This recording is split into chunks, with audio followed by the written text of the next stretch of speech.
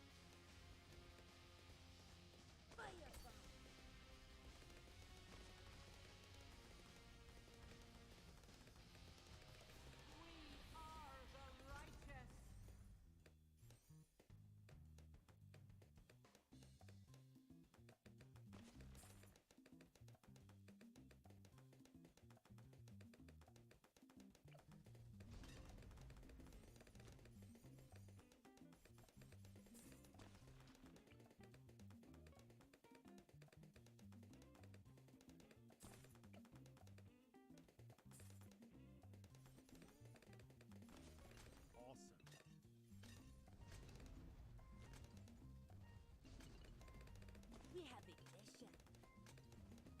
Nature prevails.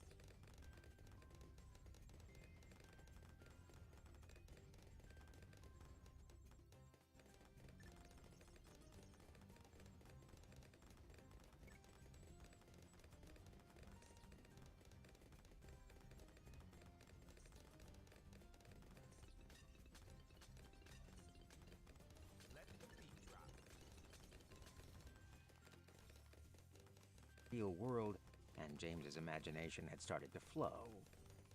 The final piece of the plan was those creepy pull strings on the back of the dollies. This, combined with one of their abilities, put the final nail in the coffin, so to speak. Japan was once again his final inspiration for this aspect and utilization of the mob. For the next mob, his Teddy Knights, James had to get a little more creative, mainly because the Teddy Knights were multi-purpose mobs, the first he had really come across. When given the option to summon them, they had an ability, Bear Essentials, which allowed him to choose what type of knight he wished to summon. There were basic knights, mounted knights, and light knights. The basic knights were just that: a teddy bear covered in shiny cloth armor wielding a plastic sword and shield. Mounted knights shared the same armor but had a lance instead of a sword and the ability to ride on another mob as a mount. Interestingly, that ability didn't specify what type of mob, so James had some ideas to try out for that. The third, light knights, were just paladins. Like, seriously, once again, the developers had tried to be funny, and it was rather lame. Instead of shiny silver cloth, light knights had gold cloth armor and wielded gold swords and shields. The most amusing part of that was that their holy symbol was a light bulb emblazoned on their shields. Each of the types of knights had pros and cons, and James knew they were going to most likely make up the majority of his fighting mob force on the third floor. As such, he needed to know how to fully utilize them, meaning he needed to test some things out before finalizing that plan. With the Teddy Knights on hold, James summoned a Snugglewolf. This mob was literally what looked to be a cross between a stuffed wolf and stuffed husky. It was covered in stringy, soft-looking fur of grays and whites and had bright blue plastic eyes.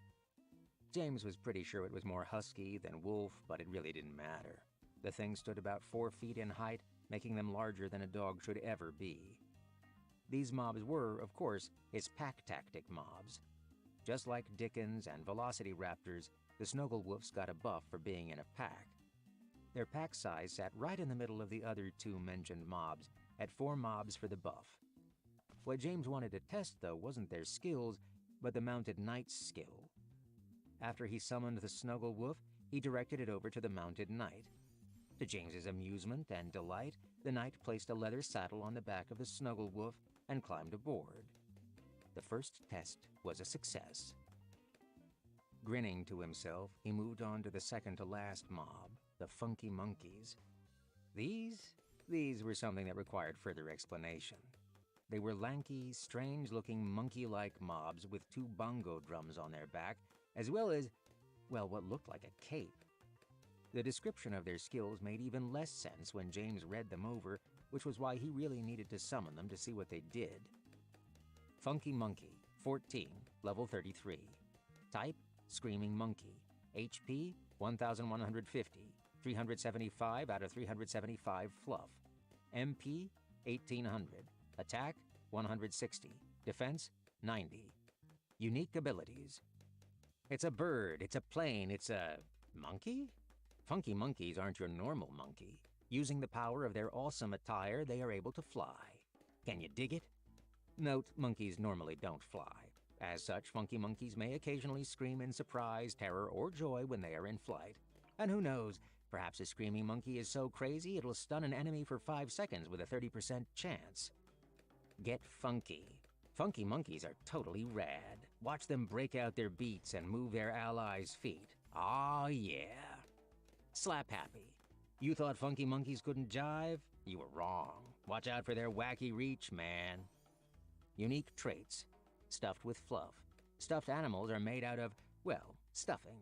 As such, they receive 40% less damage from magical attacks, 30% less damage from blunt attacks, 20% more damage from piercing attacks, 10% more damage from slashing attacks. Cutting a stuffed animal open will result in it losing additional stuffing, decreasing the effects of stuffed with fluff based on the amount of fluff that has been lost. Lost fluff will reduce maximum HP of mobs by 5% per 10% of maximum fluff lost.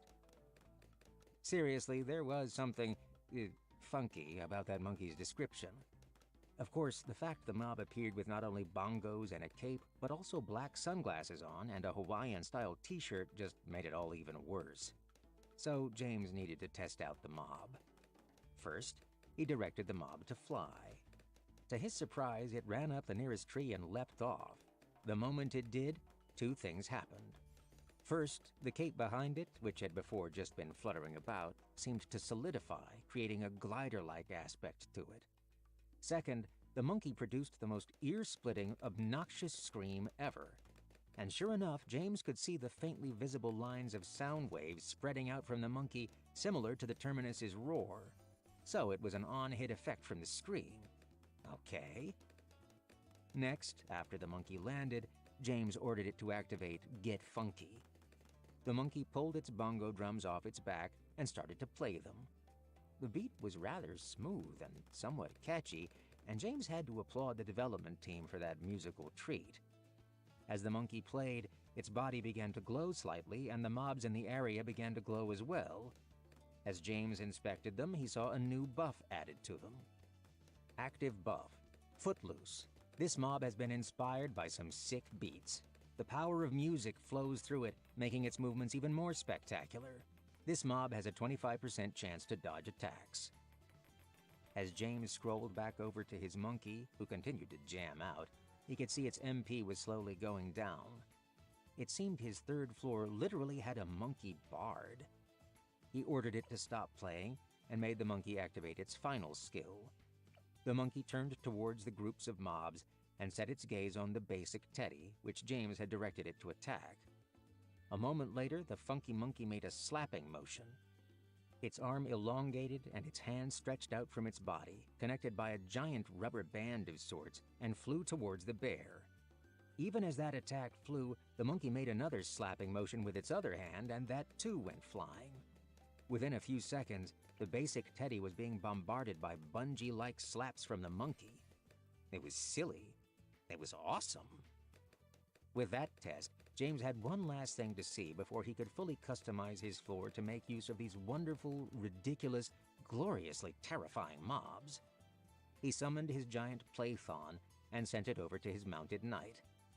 The Teddy looked up at the 20-foot-long giant plaython, whose head alone was larger than the 5-foot teddy bear, and glanced questioningly at James. A moment later, the bear seemed to internally sigh and motioned at the giant plaython. The serpent lowered its head, and the Teddy pulled out a pair of reins and another saddle. With a quick jump, the Teddy Knight mounted the giant plaython. James now had a Teddy Knight, lance in hand, riding atop a giant plaython. Oh, yes. A second later, achievement unlocked. Chapter 11. The achievement was, for all intents and purposes, unnecessarily awesome, right up there with his mimic achievements for pure hilarity. James was pretty sure Steve, or at least some of Steve's friends, if he had any, were behind some of these achievements. Achievement unlocked. They see me Slytherin, they snaked in. Successfully mount a serpentine mob with a humanoid mob. Reward, 5,000 XP, 500 resources, 1 dungeon token. Unique appearance option for serpentine mobs. The XP was not only nice, but also pushed James into rank 4 for his dungeon. He now had over 393,000 total experience, and was just over 200,000 experience towards Tier 4. It seemed far away, but he knew just how fast experience could be gained now. He also had no doubt the Dungeon Wars would increase his experience gain even further. He grinned as he checked the leaderboard, noting that Blank was only at Tier 3 rank 5. James wasn't far behind, and Blank's only real advantage now was the extra time they had with the Dungeon War-related research options. But that gap could still be closed using dungeon tokens, and the fact he had an entire day in the real world before Dungeon Wars started. The second part of the achievement was what really made him chuckle. The unique appearance option for his serpentine mobs, of which he only had one currently, were sunglasses. Of course, he put those on the giant plaython immediately. Now then, what next? James had been derailed by the achievement, but now the joke had run its course. He knew he needed to get back to work. That meant deciding which task he would begin next. Would he build the layout of his floor, summon his mobs en masse, or summon his boss mob? The choices were all important, but what James finally decided on was the layout of his floor. mainly because he had just wasted a couple hundred resources by gaining his achievement without having empty space in his resource pool to collect the rewards. Building his treetop bridges and huts had only cost him about 750 resources. The huts and wooden bridges were literally dirt cheap in this game. First, James knew he needed to create walkways throughout the entire marshland. Part of the reason for this was, well, stuffed animals and swampy marshes didn't seem to go together all that well. He had already seen some of his mobs becoming drenched and soiled with the swampy water, and it was not a pretty sight. Also, for his Teddy Knights and Funky Monkeys in particular, he didn't want them to be impeded by trying to fight in waist-deep water. That seemed counterproductive. Creating paths for adventurers also offered benefits to James and his mobs. First, he was sure most adventurers would rather walk atop wooden bridges and paths rather than trudge around in slimy swamplands. That gave James the freedom to easily plan traps around the more logical travel options for adventurers. It would also allow him to better set up ambushes, dictate where adventurers explored, and how they explored. And if they wanted to go off the beaten path, well, that gave him options too. He'd already found some decent trap options for the area that he planned to use and abuse in that regard. Huzzah for quicksand. With that in mind, James went to work. He broke out his terrain editor, adjusting the height of some of the swampy mounds of earth and moss, creating areas that would be just large enough for, say, a group of adventurers and a group of Teddy Knights to fight each other on. James then began connecting all these expanses with rickety old wooden walkways. His floor was looking more and more like a creepy, old-school horror flick. He was wishing he had a swamp monster or creature from the Black Lagoon to finish the scene, or even a stuffed alligator, perhaps with one eye missing and a taste for hands. Without those options, though, James just did what he had learned to do with his first 2 floors. He adapted, and he overcame. He flew rapidly all over his expanse while countless screens floated around him. He had nearly every tab of his editor tool open and was quickly glancing from one to another as he came across areas he wished to improve. He had become much more efficient from building his last 2 floors, and his mind was bursting with ideas. Some areas he made darker, deepening the water and adding in fallen, rotting logs and vines. Others he made shallower. Of course, the areas that had the rotting logs would be potentially creating toxic gas, as happened in nature. So he put gas traps under the surface that, when tripped, would explode outward, showering unlucky adventurers in a toxic mess. Both shallow and deep areas received quicksand options, and James was ecstatic to find he was given basic zoology options for his environment. This meant, while not stuffed or actually all that effective, he would still get crocodiles for aesthetic reasons. Because they weren't actual dungeon mobs, sadly they weren't going to pose much of a threat to adventurers. Still, they did have a level toggle, and he was able to get them up to level 10, similar to mobs adventurers could encounter outside of the dungeon that had been added to the game courtesy of the Day 1 patch. After playing with the crocodiles, he spent a little time on building up a realistic, albeit somewhat chaotic, environment in the swamp, full of poisonous frogs, piranhas, wolffish, catfish, and even the occasional anaconda, all set at the max level 10 option. From there, he almost added in insect life, but figured that would make things less enjoyable and just serve as a miserable annoyance. James wasn't about that life. Once his floor was filled with its wildlife, he moved on to infrastructure. These structures included a few rotting huts, shacks, and outhouses, for reasons. Those reasons being, of course, that outhouses could be filled with toilet mimics. Next, James began filling his floor with his actual mobs. After all, mobs were the main draw of the floor, even if this level, in his opinion, was his most lifelike and put together so far. His mind was racing with options for the floor, as well as potential game-based quests and events that might be formed in such a biome. A part of him couldn't help but wonder what such side quests and gathering tasks would generate at the Adventurers Hall, and he was curious if his inclusion of fish would trigger a fishing-based quest. The wealthier players were always interested in new edible mobs, although James had a more professional interest. He may have spent over 50 hours getting a legendary fishing rod in one of the games he'd played in the past. James grinned to himself over that memory as he closed his variety of windows and opened up his mob generator screen.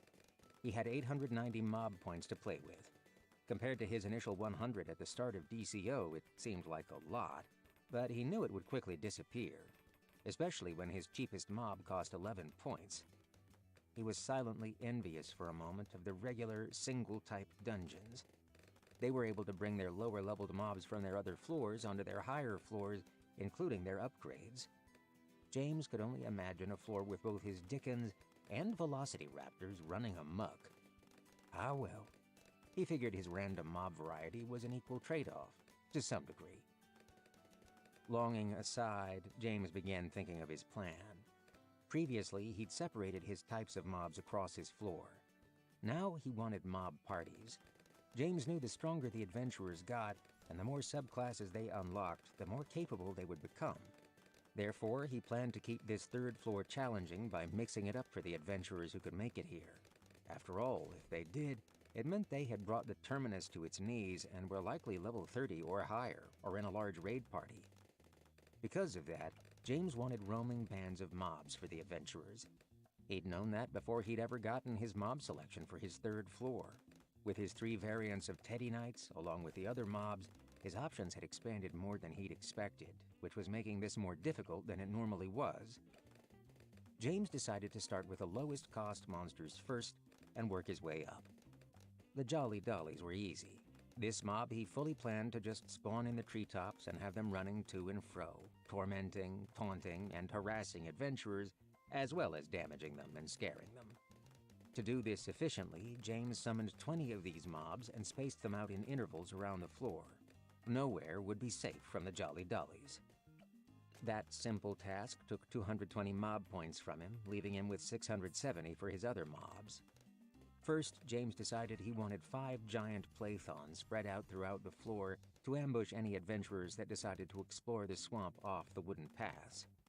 Their massive frames, even with their lack of camouflage, would cause the water to ripple in an ominous manner as they swam underneath, meaning adventurers would always have some unseen horror they were worried about.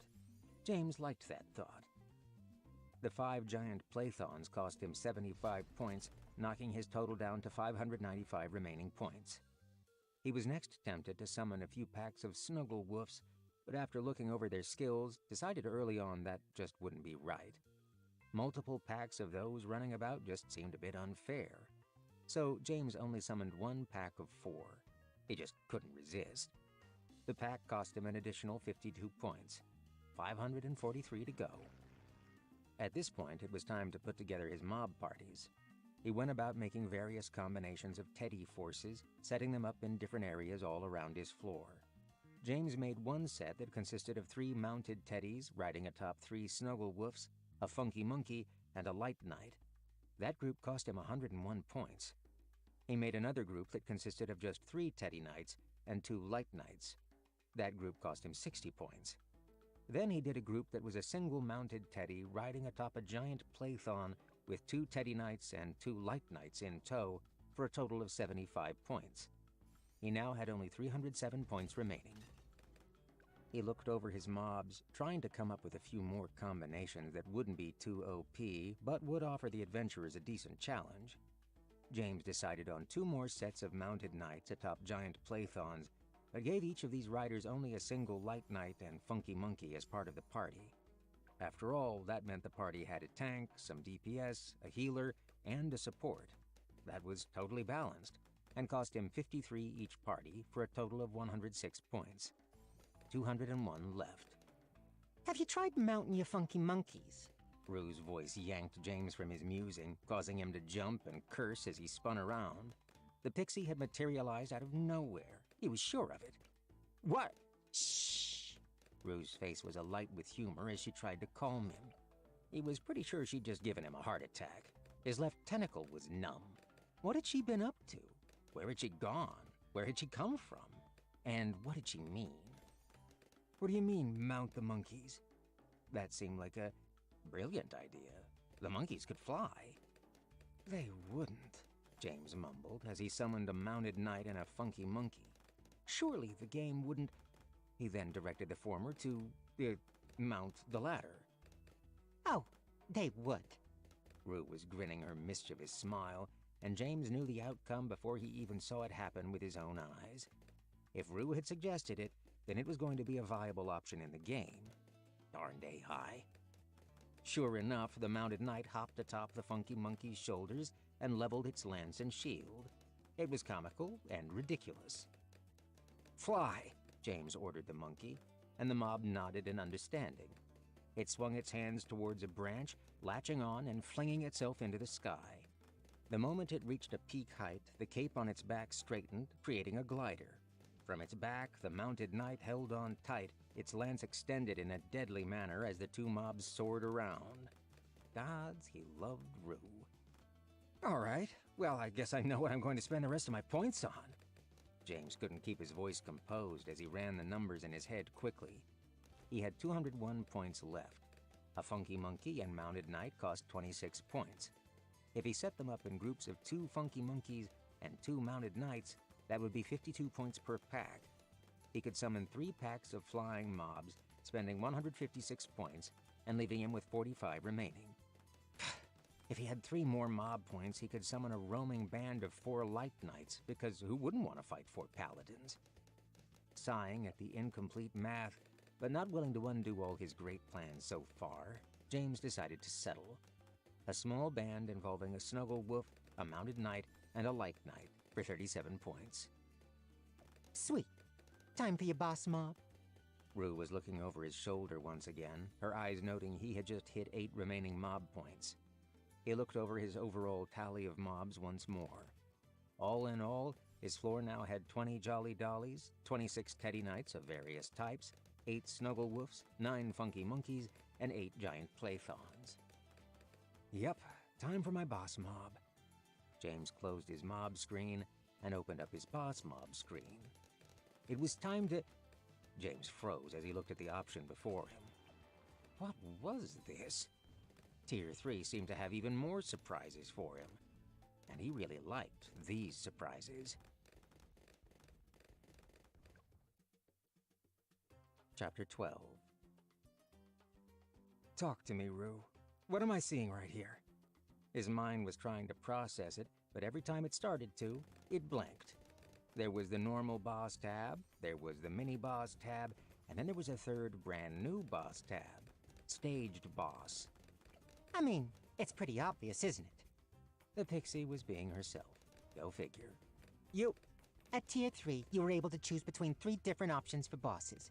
You can either create 2 boss mobs, 1 boss mob with 2 mini-bosses, or a boss that has stages. She eyed the 3 options. The boss with 2 mini-bosses gives you the best variety.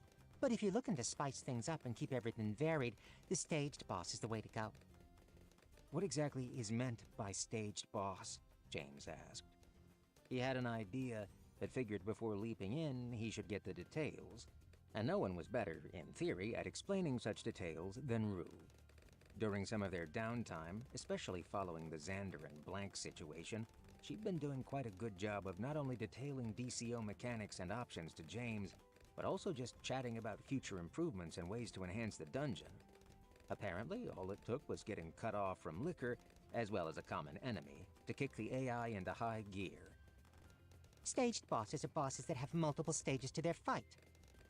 Thank you, Captain Obvious. Go on, James encouraged. Okay, well, her attitude and sense of humor still remained. When you select that option, you will be given choices between various staged-type bosses. Some have multiple phases and will change their abilities and stats when certain triggers are met, usually based on the percentage of life the boss has left. Others can be made up of multiple bosses that will interact with each other in unique ways. However, these multiple bosses alone are obviously not as strong as a normal boss, but instead work with each other in order to provide more of a challenge. Like the Perfect Cognivore.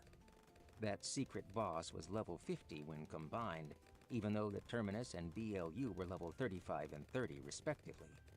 If the staged bosses combined on the 3rd floor, he had no doubt their level would be much too high for players to fight against, and that would be detrimental to James's dungeon in the long run.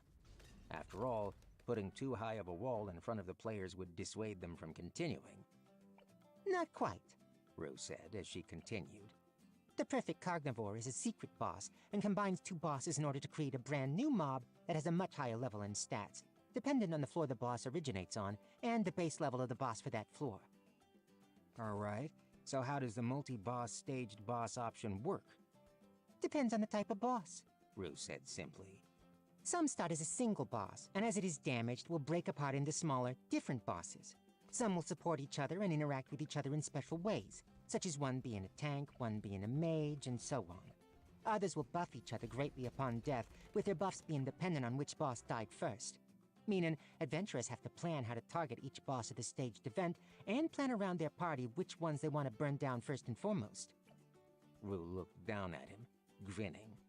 Aren't you a big, bad gamer, Glyax? Haven't you fought such bosses before?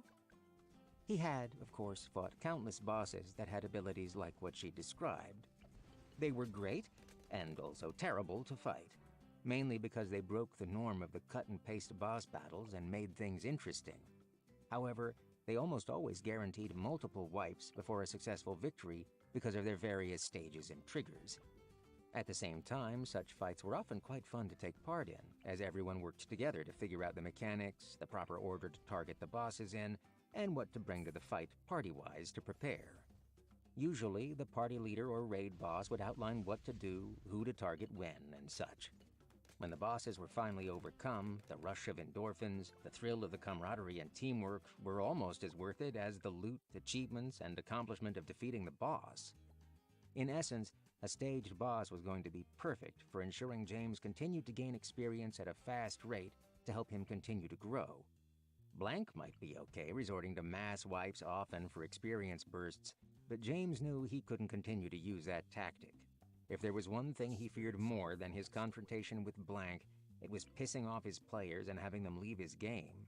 It didn't matter if he was high rank if everyone stopped playing. Any expectations for what the staged boss options for stuffed animals are going to be? James eyed the lever nervously, while Rue licked her lips in anticipation, her fingers twitching. Her gambling side was back. She really loved slot machines and the unknown. Not that I have access to or authorization to share, she said simply. That had been a big issue before, and with how closely they knew Xander was watching them, and the moment of her punishment previously when she'd almost shared too much, James knew she was begrudgingly doing her best not to let anything else slip, lest she get them both in trouble even more. All right, here goes nothing. His words spurred Rue to pull the lever, and silently prayed to the goddess of luck that he wouldn't regret this life choice of choosing random as his dungeon type. After all, this boss could really make or break his floor design.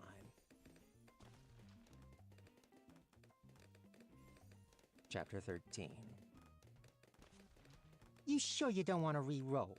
Rue was glancing from James to the three options displayed before them.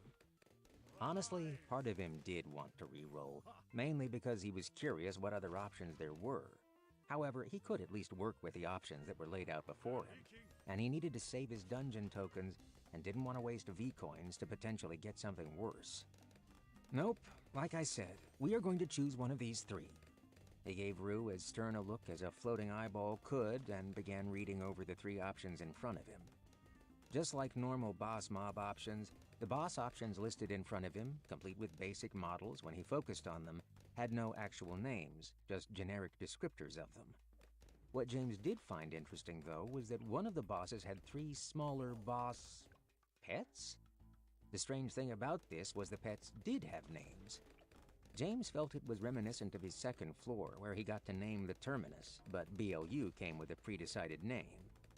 Naming matters aside, the three options before James were about as unique and different from each other as he could have hoped. Of course, the fact James could even see any information about their stages was also a stroke of luck. With the previous boss options, he had only been able to see what generic type of boss it was. He couldn't really look at their abilities or skills until he selected and summoned it. At least the developers weren't going full-on asshole for staged bosses. And thankfully, being able to at least get an idea of what the boss fight stages would be like helped him choose what he wanted. The first staged boss option was a massive teddy bear. Now, when James said massive, it truly was massive. The freaking bear seemed like it would be as large as, if not larger than, Charles the Dickens. The short description detailing the bear showed that every time it lost a quarter of its life, it would split apart, doubling the amount of teddy bosses players would be fighting. These split pieces would be smaller and have less of the stuffing buff, but likely do more damage or have increased attack speed. James wasn't too sure, as he sadly didn't get that level of detail from the boss mob creator screen. The second boss, on the other hand, was a toy box. From within the toy box, random smaller mobs would be summoned. If James had to guess, he was sure that boss would have a high defense when it was closed up, meaning adventurers would have to defeat the mobs it spawned and then DPS it whenever it opened back up to spawn more monsters. Definitely an interesting fight, especially with the random feature for what it could summon. James was, after all, pretty committed to the random life. You can't choose the toy box. Rue interrupted James's musings as he continued to eye the toy box. He had, after all, already skimmed all three and was deeply contemplating choosing that toy box option. Rue's comment, though, pulled him from his musings. Why? The toy box seems like a lot of fun. It really did, especially because James figured nothing could be better in a random dungeon than a random boss. Rue hesitated before she spoke, and James could tell she was being careful with how she phrased it. It may be unlucky for you, depending on the situation. If James had to guess, the developers could still influence his dungeon without his input, meaning if he was getting what Rue was hinting at, Xander could affect what the boss would spawn, and that could give the developer dangerous powers depending on the situation indeed. Best not leave things up to chance. So, giant bear or... He trailed off as he looked at the third option. The one option that had smaller, named mobs with it. Well, you're trying to make this floor creepy, just like you, right? Yes, he said, before processing. Wait a second. Rue's face lit up as she broke into laughter for a moment. Once she composed herself, she pointed at the two options. What's gonna be creepier, Glyax? A giant teddy bear that burst into smaller ones, on a floor already filled with stuffed bears? Her hand shifted from the massive teddy to the third option. Or a creepy old lady with a trio of stuffed animal companions? Rue had a point. The third option definitely would be creepier. He had just been so caught up in the toy box that he hadn't put much thought into the other two. The third option was an old, kind-looking lady, which made James feel like she was the kind of old lady that would kidnap and eat children in a folk tale. Each of her hands held long, slender needles, and at her feet were three named stuffed animal mobs. One was a tiger, one was a turtle, and one was a rabbit. Definitely the old lady, James said with agreement, and after a quick glance to Rue, he selected his third-floor boss option, allowing the giant teddy and the toy box to slip through his grasp. The moment he selected his boss mob, he pulled up the grandma's window. Now the real fun could begin.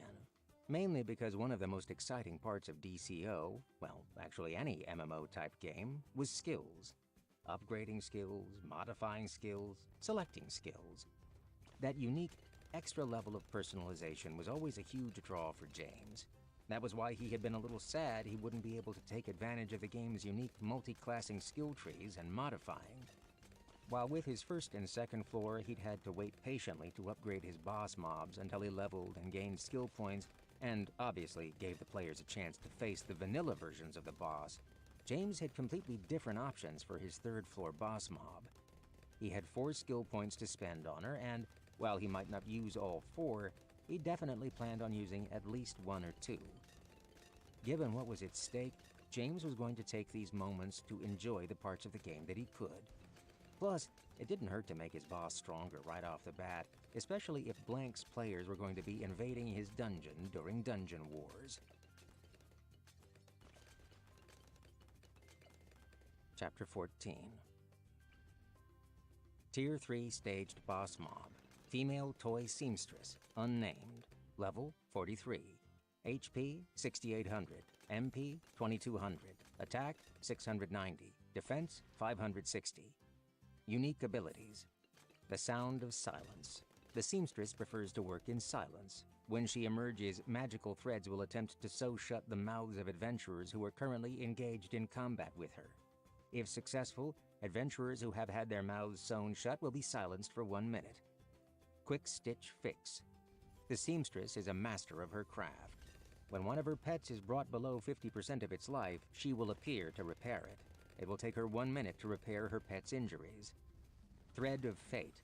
Each time the seamstress appears, she will connect a single red thread to one adventurer at random. If 5 or more adventurers have a red thread attached to them, half their HP will be drained, and the seamstress will create a 4th animal companion. Unique passive. Not what it seems. This old, frail-looking grandma is not what she seems. The moment she is attacked, she will unleash one of her 3 creations, only reappearing to stitch her precious pets back together and release additional ones as the fight goes on. The Puppet Show. The moment combat is initiated with the seamstress, walls of thread will be erected, creating an enclosed sphere 100 yards in diameter. These threads are magically enhanced and can only be destroyed by the seamstress's needles. James read through his new boss's abilities once more, grinning all the more as he finished. Not only were her stats impressive, as was to be expected of a boss over level 40, but her abilities seemed like they were going to be extremely difficult for adventurers to deal with, especially her silence and her ability to heal her mobs. Essentially, from what James could gather, the fight would play out in stages, with players needing to burn her pet's HP down to below 50% and then DPS the boss for a minute when she appeared to fix it. That, of course, would become more difficult as more of her mobs were added to the fray, making the boss fight essentially a war of attrition. He especially liked the fact she created her own arena. It saved him having to create a large area on his map for her. However, he did plan on giving her a home of her own, just like he had the Terminus. Now that he knew bosses could gain advanced AI of their own, it only seemed right. He couldn't very well leave the creepy old grandma to just roam around in the swamps. James didn't want that kind of karma coming back to him once her AI fully developed. The part of the boss he was most curious about was her Thread of Fate. Nowhere on the information page did it tell him what exactly would be summoned, only that she would create a new mob. It also didn't say what the percentage was on adventurers for her to choose from, just that it had to be at least 5. James was sure it would be a while before he got to see that skill in action, but he could hardly wait. If there was one thing everyone loved, it was secret boss interactions, mainly because such things usually led to rare drops, and every MMO player loved rare drops. Now that James had read over the boss's stats, he noticed 3 additional tabs on her screen. Each of these tabs had the image of one of her 3 pets on it, and James nearly tentacle-palmed his orb. The 3 pets were named, so of course they were going to have their own unique tabs, skills, and traits. James stopped himself from going straight to the seamstress's skill tree and pulled up all 3 of the pets' information. He supposed it was important that he knew what they could do before he buffed his boss, after all. Level 38. Tiger. Type, Stuffed Tiger. HP, 3100. 900 out of 900 fluff. MP, 500. Attack, 650. Defense, 390. Unique traits. Stuffed with fluff. Stuffed animals are made out of, well, stuffing. As such, they receive 40% less damage from magical attacks, 30% less damage from blunt attacks, 20% more damage from piercing attacks, 10% more damage from slashing attacks. Cutting a stuffed animal open will result in it losing additional stuffing, decreasing the effects of stuffed with fluff based on the amount of fluff that has been lost. Lost fluff will reduce maximum HP of mobs by 5% per 10% of maximum fluff lost. Perfect Strike. Tiger has a 50% plus 0.10 level chance to land a critical strike. Critical strikes from Tiger deal 150% damage. Cat-like reflexes. Tiger has a 20% chance to dodge attacks. If Tiger dodges a melee attack, Tiger has a 15% chance to counterattack. Magic Wabbit, level 38. Type, Stuffed Bunny. HP, 1800. 460 out of 460 fluff. MP, 2000. Attack, 420. Defense, 270. Unique abilities. For my next trick, the Magic Wabbit will cycle through magical spells. Each spell consumes 5% of the Magic Wabbit's MP and will deal damage according to the amount of MP spent and the level of the Magic Wabbit. Now you see me, now you don't. The Magic Wabbit can go invisible for 10 seconds at the cost of 10% of its MP. During this time, the Magic Wabbit cannot be targeted. The invisibility will end after 10 seconds or whenever the Magic Wabbit casts another spell. Unique traits. Stuffed with fluff. Stuffed animals are made out of, well, stuffing. As such, they receive 40% less damage from magical attacks, 30% less damage from blunt attacks, 20% more damage from piercing attacks, 10% more damage from slashing attacks. Cutting a stuffed animal open will result in it losing additional stuffing, decreasing the effects of stuffed with fluff based on the amount of fluff that has been lost. Lost fluff will reduce maximum HP of mobs by 5% per 10% of maximum fluff lost.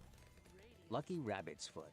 The magic wabbit is extremely lucky. It has a 40% chance to gain the casting cost of its spell back if its spell hits an enemy. Leonardo, level 38. Type, stuffed turtle. HP, 5,000. 1,600 out of 1,600 fluff. MP, 1,000. Attack, 330. Defense, 650. Unique abilities. Turtle, turtle, turtle. If Leonardo receives massive damage, more than 20% of his max life, in less than 30 seconds, he will retreat inside of his shell. During this time, he takes 50% less damage from all attacks, and the effects of shell shock are increased from 1% to 10%. He will emerge from hiding if he doesn't take damage for 10 seconds. Unique traits. Stuffed with fluff. Stuffed animals are made out of, well, stuffing. As such, they receive 40% less damage from magical attacks, 30% less damage from blunt attacks, 20% more damage from piercing attacks, 10% more damage from slashing attacks. Cutting a stuffed animal open will result in it losing additional stuffing, decreasing the effects of stuffed with fluff based on the amount of fluff that has been lost. Lost fluff will reduce maximum HP of mobs by 5% per 10% of maximum fluff lost. Shell-shocked. Leonardo reflects 1% of all damage back to its opponents. As James skimmed over the abilities of his boss's mobs again and again, he could start to see just how awesome his new boss was going to be. The fact that she added in an additional one of these mobs every time she emerged just made that fight all the more interesting. There was Tiger, who was the first mob James had ever seen that didn't actually have a unique ability. However, its unique traits made up for it, as that mob was just a versatile attacker with a chance to land some devastating critical hits. The magic wabbit was squishy, but James knew the barrage of random spells would keep adventurers on edge and keep them from being able to really plan around that mob's attacks. The wabbit would get even more dangerous when he was joined by one of the other two mobs. And then there was Leonardo. That turtle was a tank mob, and James could already guess a lot of players would end up taking a bunch of damage from him before they realized he was reflecting it back at them. Add to that the fact the mobs would constantly get healed, and James could tell this boss was going to be one hell of a battle for players. Part of him said he should wait to upgrade the boss until the players got at least one or two chances at her. That part of him, the kind, thoughtful part, was squashed by the competitive gamer part of him. Besides, as far as the players knew, fighting her the first time would be the vanilla version of her. They didn't get to know she'd already been upgraded. So if they were cursing anyone, it would be the developers, aka Xander. And James was all about players cursing Xander. James quickly pulled up her skill tree and grinned, noting his 4 skill points for her. He was also pleasantly surprised to see he had 4 skill points for each of her mobs as well. Oh, yes. Oh, yes, indeed. You know, that's kind of a dick thing to do. Rue was once again over his shoulder, watching as he dumped 2 skill points into his boss mob and all 4 skill points into each of her pets. I know. Rue was right. What he was doing would be considered a dick move, but he had been kind up until now. But the players won't know it's me. They'll think it's Xander or just the game developers in general. That earned him a knowing grin from Rue, and he continued what he was doing. Besides, the 2 skills he had selected, Threadbare and Needle in a Haystack, weren't all that OP. Had he chosen Kung Fu Granny, that would have been a dick move. These weren't all that crazy. So the last thing to do before we finish the floor is to give her a name and a place to live, right? James already had an idea of what type of place he was going to give her, but he had no idea what to name her. Any ideas on a name, Rue? Chapter 15. You don't think this might, I don't know, be a bit too on the nose? James was staring at the entry for the name for the 3rd floor boss. He and Rue had been discussing it for almost an hour now, and what she had finally convinced him to use still had him a bit hesitant. After all, he wasn't supposed to give the players any hints that he himself was a player. And, well, he felt this could tip them off. Nope, it should be totally fine, she said, with a grin. After all, didn't an AI come up with the name? What makes you think this name would be a hint that you're a player? It doesn't scream, hey look, I am people. It says, hey look, the dungeon is connected somehow and not completely random. The name that had caused so much debate was Grandma Jenkins. I suppose... James hovered over the icon to accept the choice. From what he understood of the situation, bosses could and would develop their own AI over time based on the floor they were on, the number of engagements they had, his research levels, and of course any skills James might unlock for them. From what he could tell, Old Man Jenkins was nearly complete with his AI development. Rue assured him the first floor mob would become fully sentient next immersion. The Terminus, obviously, was already fully sentient to an advanced degree. His third floor boss, according to Rue, would start with a basic AI and develop further over the next immersion or two. All that was fine and dandy, and James was all for sentient bosses. What he was uncertain of was how the hell his first floor boss and third floor boss were supposed to be linked, because by naming his third floor boss Grandma Jenkins, everyone, every single player, was likely to draw an instant connection to the two. Call James unimaginative, but he couldn't figure out how to justify the link. To be fair, though, he had been through a lot this immersion, and his hunger pangs were still intense. Trust me. The pixie leaned in and pushed the accept button for him. What's the worst that could happen? You know, James started, before a pixie finger was held up towards his invisible mouth, shushing him. It'll be fine, Glyax. It better be, he grumbled. He was sure it would. After all, neither of them wanted to give Xander any more reason to mess with them. He just really wanted to know how the hell everything was going to work out.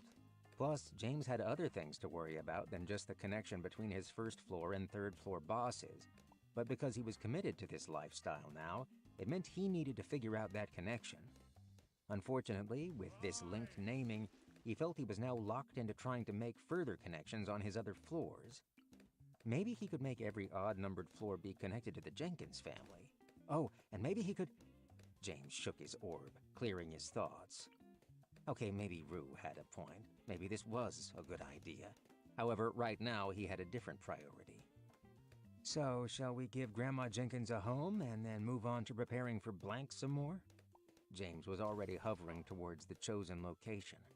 Based on the entry point into his swamp-like level, a single portal that opened onto an old-looking dock, complete with a rickety little boat into the bayou, James figured he would put the boss deep into his swamp. And so, because James was only a slight dick, he decided he would set up Grandma Jenkins' home at the very back of his floor. You've got just under 2 hours to go until you can pop another token to finish your level 2 research for Dungeon Wars. Why not set her up with a cozy little cottage and then do some more decorating? Rue waved her hand, and a couch appeared nearer. She plopped herself across it, spreading out like a cat almost, and flicked her wrist again. A TV showed up in front of her. All right, fine. What are you going to be doing? Even as he asked, the pixie shot him one of her famous grins. I'm gonna start on Supernatural. But we were going to watch that together. Seriously, he had mentioned it to Rue along with Firefly, and had hoped the two of them could watch it together in their spare time. It was not fair if she... Fine. The pixie flicked her wrist again, and a new show appeared on the screen. You've already seen this, right? The image on the screen showed a teddy bear dressed in a white tank top and torn jeans with an explosion of stuffing behind him. The first Bear Truths movie. Of course I have. All the Bear Truths movies were good, but the first one was still his favorite of the series. In it, McStuffin faced off against a group of evil, stuffed squirrels who tried to take over a hotel in order to steal a secret stash of nuts held at the top. McStuffin, who happened to be heading there to meet with his ex-wife for a Christmas party, ends up having to save everyone and thwart the squirrels. It was apparently inspired by an even older movie, though James hadn't gotten around to seeing that one. All he knew was the masses loved it and the people behind the censorship movement hated it. I figured You know, given the theme of the floor, I could watch this while you went to work. Rue had a bowl of popcorn in her hands, making James's non-existent stomach growl. So go on, get to work. As she hit play, Christmas music started tinkling out from the screen's speakers. He chuckled as he floated away from the pixie, heading to the very back of his floor. Once he arrived, he stared hard for a moment, debating on how he would go about this. Did he want to make the house for Grandma Jenkins like a witch's shack? Hidden, dark, and desolate? Or inviting, warm, and welcoming, a place he would want to visit? Who was he kidding? Only one of those options really seemed appropriate in this moment. He opened his customization screen and cursed. Building all of the infrastructure on the floor, even though it had all been cheap, decrepit, and run-down buildings, had utilized nearly all of his 4,900 resources. Granted, that had been on purpose, but he'd been so caught up with the staged boss creation and skill-ups that he'd forgotten he was nearing empty. He now had only about 200 resources of his 4,900 remaining, which wasn't going to be enough for what he wanted. Damn it. Sighing, James dumped one of his dungeon tokens into his resources, fully filling it up and leaving him back at 20 dungeon tokens. At least the token he had received from They See Me Slytherin, They Snakein was going to good use. With full resources and about 2 hours to work with, James knew exactly what he was going to do. First, he cleared out a lot of the trees around the area. This created a hole in the massive canopy, which allowed a glorious, nearly blinding beam of light to filter through. Once James's eyeball adjusted itself to the bright, outside light, he grinned. It was almost like a giant spotlight, illuminating the very area where his boss's home would be. He elevated a chunk of ground from the swampland, making it match the size of the illuminated area, and began to build. The house he was building was going to be a well-lit, colorful, inviting home for Grandma Jenkins, complete with wraparound porch and a rocking chair for the boss. Of course, because the boss was about 8 foot in height, the house was built to scale for her. Once he had the house built, he had burnt through about 1,500 resources in order to fully furnish it. He'd added in details all around it, too, including flower beds and even a pretty little fountain. Then he attached the land the boss's home was on to one of the many rickety walkways that existed on the floor. Adventurers, likely weary and worn from their time in the swamp, would find Grandma Jenkins's home to be a literal light in the darkness. They would probably feel relieved, thinking this was some safe spot for them. James rubbed his tentacles excitedly at the thought. Oh, he was sure more than a few would meet their fate before even realizing what was going on. Good. Grinning to himself, James checked his timers and status screen. He had only spent about an hour completely creating the home for Grandma Jenkins, which put his research levels at 12 hours, 54 minutes, 28 seconds remaining. He still had 54 minutes before he could pop his tokens and see what Level 2 Dungeon Wars research was all about. Perhaps then Rue would finally give him more details on what the whole thing entailed. He summoned Grandma Jenkins in front of her new house. The boss shot James a toothy, warm smile and headed directly towards the rocking chair. The moment she sat down, she pulled out a piece of cloth and began sewing something into it. Well, even with a basic AI, she played the part of the old grandma. Guess that about wraps it up here. James grinned to himself and turned back to where he had left Rue. Maybe if I hurry, I can watch the machine gun scene. Just as he began floating towards Rue, a sound like someone clearing their throat came from behind him. Aren't you forgetting a little something, James? James knew that voice. Chapter 16. Xander. James knew who it was before he even turned around. Sure enough, the developer was there, appearing as his dark-cloaked avatar floating lazily in midair. How's it going, James? Enjoying your last peaceful day within DCO? The fact that Xander referred to this past immersion of DCO as peaceful would have made James chuckle under any other circumstances. After all, James had just slaughtered thousands of players with Dickens less than 2 days ago in DCO. That was anything but peaceful. I was, until you showed up. James waved a tentacle at the developer dismissively, as if he were trying to close out of a screen. Don't you have anything better to do? Maybe you should be helping Blank prepare for their first loss. Xander's lips pursed for a moment before he smiled evilly, a light chuckle echoing through the air. There are many things I could be doing rather than gracing you with my presence, boy. However, we had a deal, and I simply wish to remind you of that fact before you forgot. Xander waved a hand, and a massive statue of himself appeared before James. I do believe you were supposed to establish a shrine to the great, all-powerful god Yarks on your 3rd floor. Honestly, James had forgotten. He had lost himself once again to his floor creation, his mind wiping away thoughts of Blank, Xander, and all the behind-the-scenes nonsense. He had been able to, for a short while at least, lose himself to the game. But alas, now the prick was back and, unsurprisingly, still acting true to form. All right, how could I forget? As James responded dryly, the shrine disappeared once more. Right. Well, as long as you hold to your end of the deal, everything should be fine. Xander looked around the floor, glancing into the trees from where some of James's jolly dollies had decided to watch the duo. Though I wish the floor was a bit more fitting of a shrine in my visage. The developer paused, as if in thought, and then shook his head. Ah well, as long as the shrine is in place before you log out, I shan't complain. Xander chuckled. But I would also advise against doing anything distasteful to my shrine. The threat hung in the air around them, and James figured the developer had realized the folly of his wording previously. Even though Xander had been the one to save James from a further beating from Dwight, the developer was a vengeful, narcissistic prick. Add in the whole Blank situation, and Xander's shrine had earned its spot back in a toilet. But alas, James figured it would probably be a dumb idea to do that now. He really couldn't risk overly pissing off Xander before Dungeon Wars. He needed to be somewhat careful of the developer. They'd had a deal, but that only went so far. Is that all?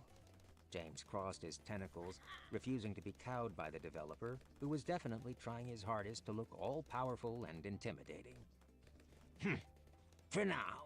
After Dungeon Wars start, I am sure your attitude towards me will change. You'll be begging me to call Blank off of you. Xander grinned. I will not. The developer turned to leave, his form fading. However, before he could completely dissipate, James, his anger getting the better of him, called out, You want to make a bet on that? Ugh, he had really been hanging around Rue way too long. And what would you have to offer me? Xander's form solidified, and the developer's eyes took on an evil gleam. Perhaps you willingly stepping away from your role as a dungeon core. James hadn't really thought about what he had to offer in a bet, nor really the type of bet he was going to make. Depends on what we get if we win. Rue was suddenly at James's side, her eyes gleaming with mischief as she looked at the developer. Shit. Oh, I told you this pixie was going to get you in trouble. Xander folded his arms into his robes. How about we place a bet on whose core gets destroyed first in Dungeon Wars? If Blank wins, you step away from DCO permanently. Honestly, that would be best for your people, as I would then be able to find an actually capable individual to take over this instance. Xander had a sinister look on his face. Furthermore, you will obviously still be held to your previous NDAs, meaning you will never be able to speak with anyone about what you know of DCO or of my experiment. James didn't like where this was going. He really didn't think it was safe to place such a bet. And if, the way Xander emphasized the word, James could tell he wasn't even viewing it as a possibility, Blank's core is destroyed first, I will promise to never interfere with you again. Hell, I'll make the deal even sweeter. If you win, I will let you choose a new person to oversee your instance of DCO, taking my place over you. All right, that was definitely something James could get behind. Xander was a dick. Xander was the sole thing that was tarnishing the joy James had while playing DCO. If he never had to worry about the developer ever again, then the game and his life would be amazing. Anyone at all. Judging from Rue's tone as she asked that, she had someone in mind. Anyone you would like, so long as they've signed the NDA for DCO. And because I'm a nice guy, Xander continued, I'll even leave you alone during the dungeon wars themselves, so you can't claim I've cheated or interfered with the deal. Deal. The pixie motioned toward Xander, and a wooden desk appeared before them. On it, a blank piece of parchment with a quill. Rue, don't you think... James began. The pixie raised a finger, silencing him. Trust me, James. She used his real name. She never used his real name unless she was serious. All he could do was nod and stare at her blankly as his mind tried to process the situation. Well then, let's make this bet official, shall we? Xander picked up the quill and pressed it to the parchment. It was, of course, an unneeded action, but James knew he was doing it for dramatic effect. A moment later, a dark crimson flash appeared on the parchment, and suddenly it was filled with words. My legal team has, of course, drafted that document to be legally binding. Everything. The terms and conditions have been written in accordance with legal precedents established by the People's Legislative Office of Technology in 2049. Because of the NDAs you have already signed, this document really was quite easy for the team to make. And once you lose, I can finally remove you without fear of repercussions from above. Xander clapped his hands together in joy, even as his signature appeared on the form. You have no idea how happy this makes me. I'm sure. James skimmed over the document as he picked up the quill with his tentacle. Once again, it was a pointless task, as every person created a digital signature that would legally act as their binding confirmation when they completed their first immersion. The PLOT had done all it could to ensure there were rules and guidelines within immersion in order to make sure the virtual world did not become a completely broken and abused system. Obviously, in James's eyes, they hadn't done a very good job. He sighed and signed the document. He was hesitant and scared. This bet had the risk of costing him everything. Not only DCO, but also the future he'd been planning. This game, this government experiment, he was certain was his golden ticket to being not only recognized by his parents, but the path for him to work alongside them. Without this spot as a dungeon core, which he knew his parents had to have leveraged for him, what would he have? Gambling this chance away seemed extremely reckless, and yet he knew he didn't have a choice. Rue had forced this situation. It was now all or nothing. I'll be going then, James. Xander grabbed the parchment greedily the moment James's signature appeared on it. Like a child that had just won its first competition, he let out a gleeful laugh. I was wrong about that pixie, James. She really has brought me the best of luck today. He chuckled and disappeared, contract in hand. I really hope you know what you're doing, James muttered, suddenly feeling a lot more tired than he had expected. Funny how much heavier games felt when there were real-world stakes involved, especially because he'd realized one more thing. If I lose everything, including you. Rue wrapped her arms around his form, resting her chin atop his core as she did. I believe in you, James. I know you will win, especially with me on the line.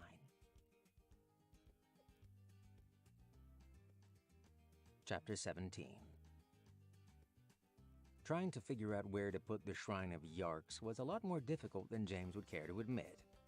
First off, his mind was no longer on dungeon building. It was on the threat of losing everything. Even Rue's confidence in him had done little to bolster his own belief in himself. After all, he didn't know much about Blank, but he was still scared of them. They were the top dungeon for a reason. I can't believe this, James muttered as he floated about, looking all around his swamp for a place for the damned shrine. Seriously, he needed to find a place, and quick. He had about 40 minutes to set up a place for the shrine before he got back to the most important task at hand, preparing to win against Blank. He would not lose Rue. He would not throw all of this away. She had already mentioned to him the literal best person to replace Xander with. If he won, it would go great, but that would require him to defeat Blank. It'll be fine. Rue was hovering above, her eyes scanning the expansive swamp as well. For all her confidence earlier, James could tell she was worried. it was much easier to seem strong and confident in the moment. Once the trigger was pulled was when self-doubt crept in. Uh-huh.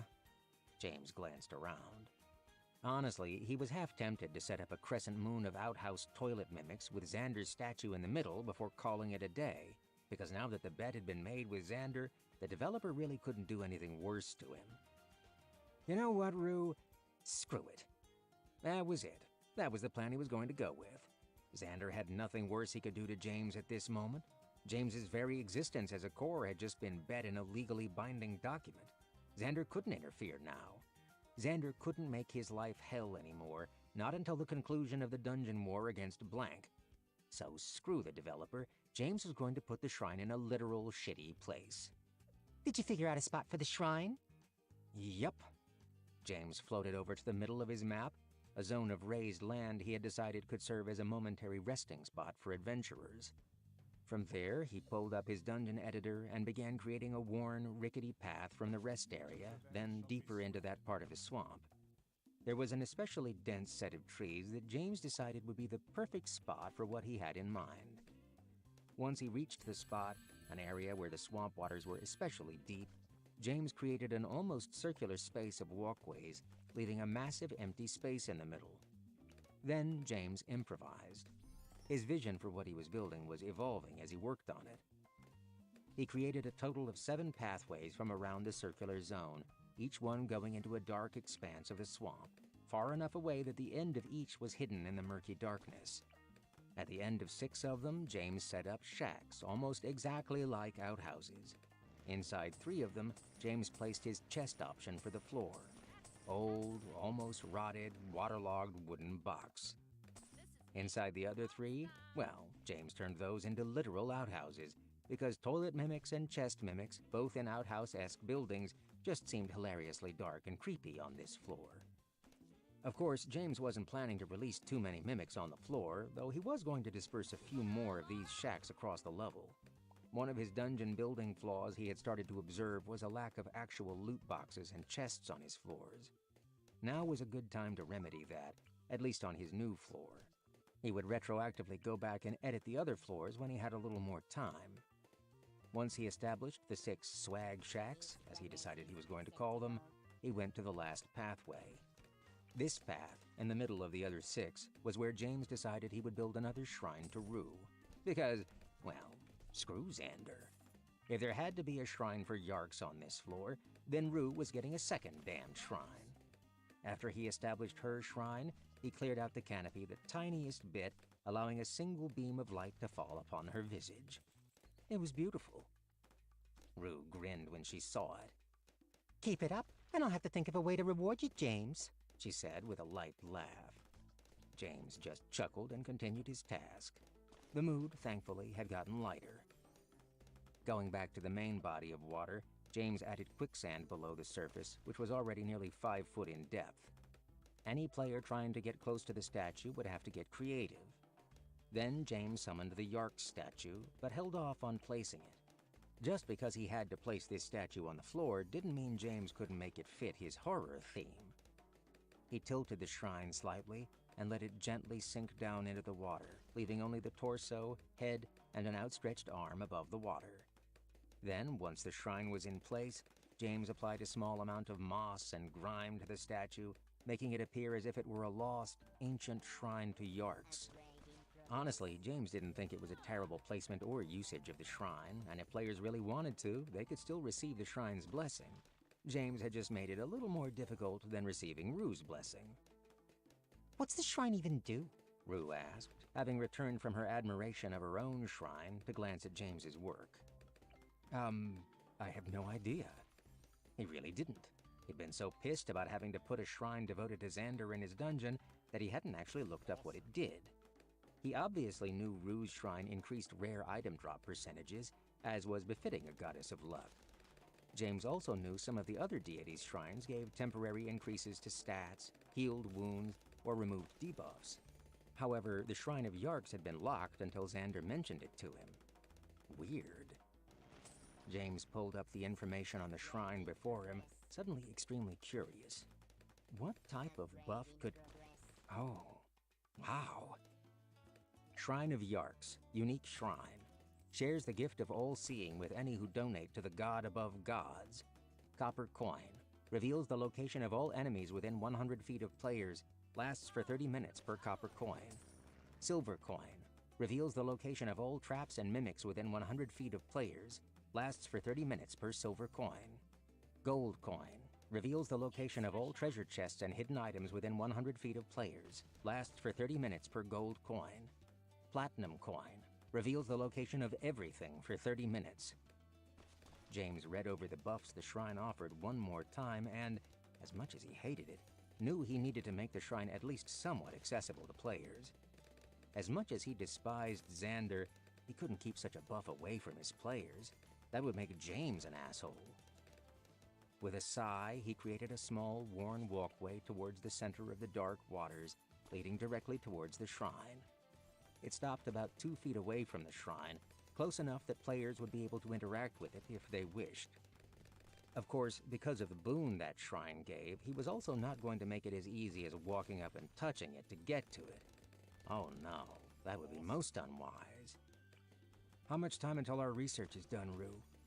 12 minutes remaining. The pixie was currently fishing in his swamp. Seriously, keeping her focused was difficult at times. Though James wondered if she was doing all these things to keep her mind occupied. After all, the bet affected her as well as James. Awesome. Let me know when it's time. He didn't even wait for her response as he began pulling up windows and flying to and fro as quickly as he could. He had some traps and other things to set up, courtesy of this new shrine, and no time to waste. Chapter 18. Here goes nothing, James muttered as he opened up his research tab.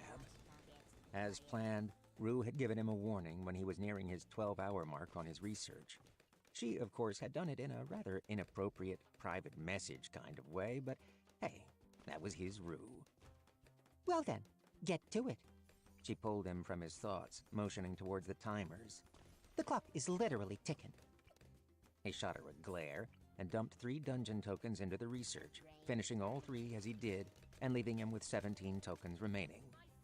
Upon doing so, core defense, core offense, and avatar research all hit level 2. He immediately selected all 3 and started their progress towards Tier 3. 47 hours, 59 minutes, 59 seconds. Should I mass dump again? He asked Rue as he glanced at the timers. He had enough dungeon tokens to do it. It would take 4 tokens per research option, sure, but that would give him rank 3 of each and allow him to start rank 4. I mean, if you want to be wasteful, Rue responded. But I thought you were supposed to be a great gamer, Glyax. Come on, do the math. Fine, James growled, and he pulled up a calculator, quickly punching in the numbers. There were 12 hours left of immersion time. Then, he had 15 hours of time in the real world before he could enter immersion again. Considering 1 hour of real-world time counted as 24 hours of game time, there were 372 hours worth of game time available before he could next log into DCO. And it was going to take 48 hours to hit rank 3, 96 to hit rank 4, and 192 to hit rank 5. So, adding all of that together, it came to 336 hours of time. So he would be at rank 5 for each of those research options, with 36 hours into his research for rank 6, which would take a total of 384 hours to complete. Fair enough. You know, Rue, you surprise me at times, he commented as he closed his calculator, looking the pixie over approvingly. You really do plan a lot of these things out, don't you? Well, one of us has to be the smart one. The pixie laughed as she spoke and shot him one of her grins. Besides, you neglect me a lot, so I have a lot of time to think about these things. I don't neglect you. James whipped a tentacle at the pixie as he spoke, which he easily dodged. And did I mention you're abusive? She laughed and flew further away, summoning a bag of candy as she did. Back, foul beast, back! She threw candy at him as she spoke, causing his stomach to growl once again. Damned pixie. Very funny, James grumbled, his mood shifting rapidly due to his hunger pangs. Seriously, he needed to just end this immersion so he could deal with his hunger. But first, he really needed to know what exactly core offense and defense did, and at least check out the upgrades to his avatar. While there was a good chance he would be safe when he first logged in next immersion, considering Dungeon Wars involved not just his dungeon, but Blank's, that fact wasn't certain. And he figured it would be best to investigate things now, just in case. After all, with everything on the line, James needed to be as thorough and prepared as possible. Rue chuckled and floated back down, gingerly landing atop his core, looking down at him smugly. Now then, oh floating orb, I'm sure you have something you wish to ask of me. James looked up, doing his best to focus purely on the pixie's face. Moments like these made it really hard not to abuse his omnipresent vision, even if it did give him a headache at times. But Rue just loved to tease him. You know damned well what I'm about to ask. He snaked a tentacle towards the pixie's leg, trying to pull her off his orb. Unfortunately, she deftly dodged the attack. I need to know about these other 2 research options. Her dodge led her backward, where his other tentacle waited, and he grinned internally as he tickled the back of her leg, causing her to lose her balance momentarily, falling off his orb. Normally, he would have offered to catch her, but she had wings, so she righted herself almost instantly after, though her face was now red as she looked at him. You're such trouble. Sis, you? Seriously, who did she think she was calling him trouble? Had she met herself? Anyways, back to work, Rue. We will have more time to have fun after we beat Blank. That's the first time you said that without prompting. She nodded approvingly at him. I like it.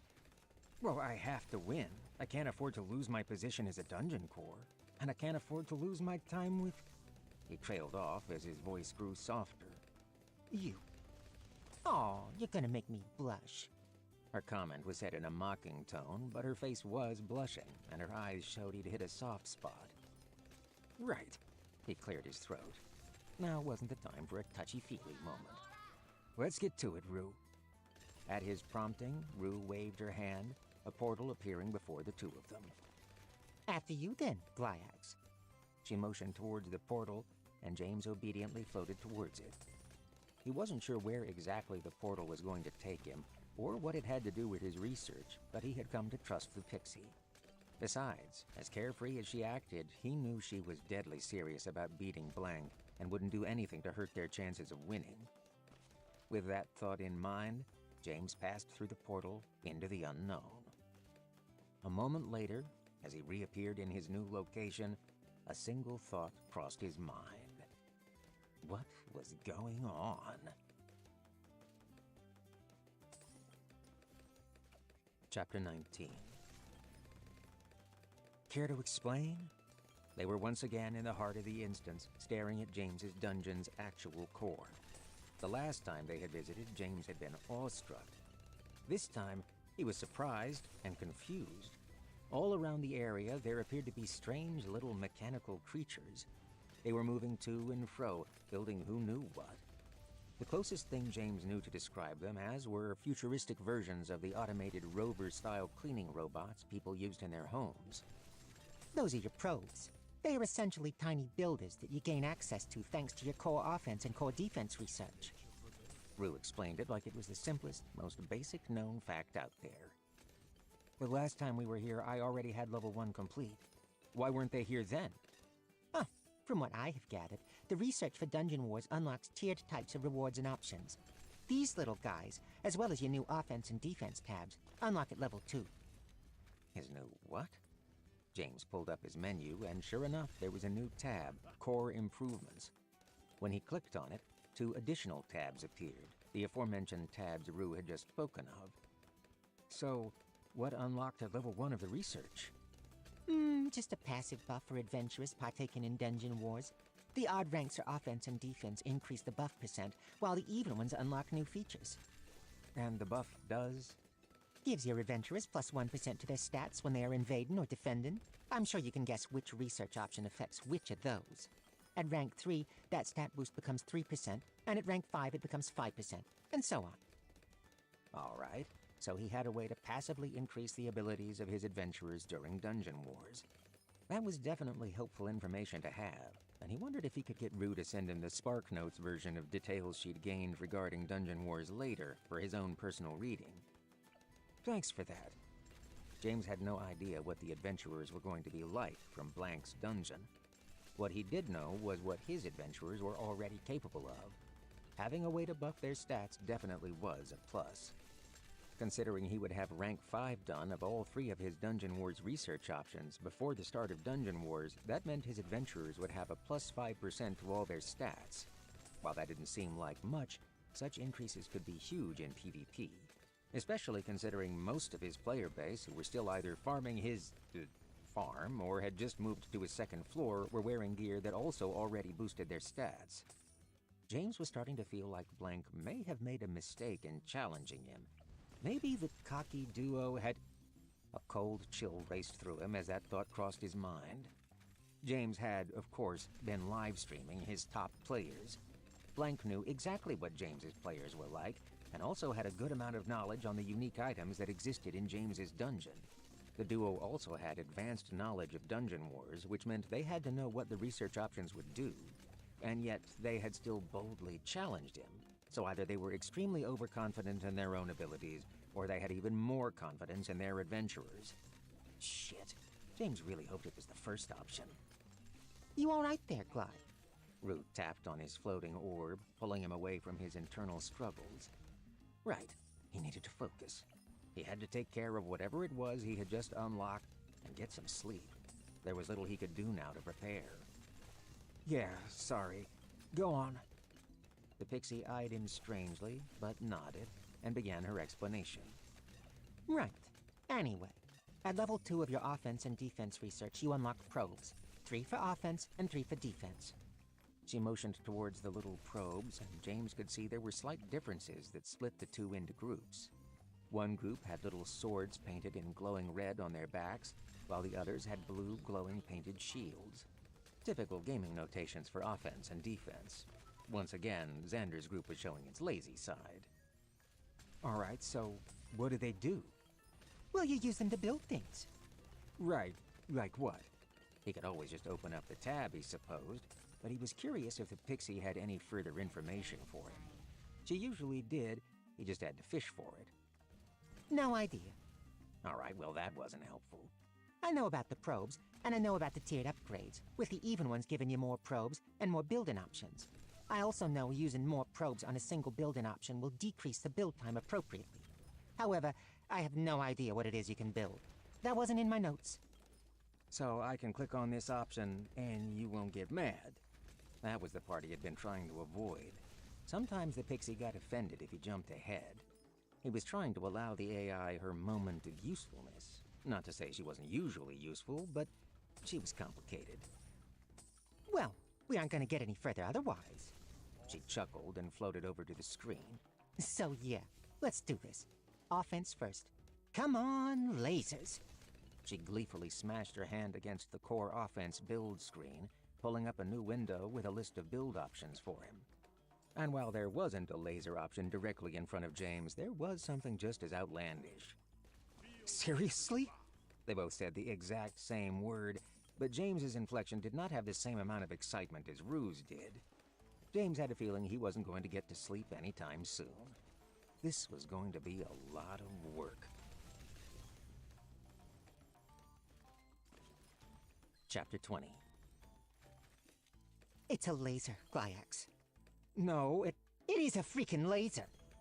This conversation had been going on for at least 5 minutes as James and Rue looked over the core offense build screen.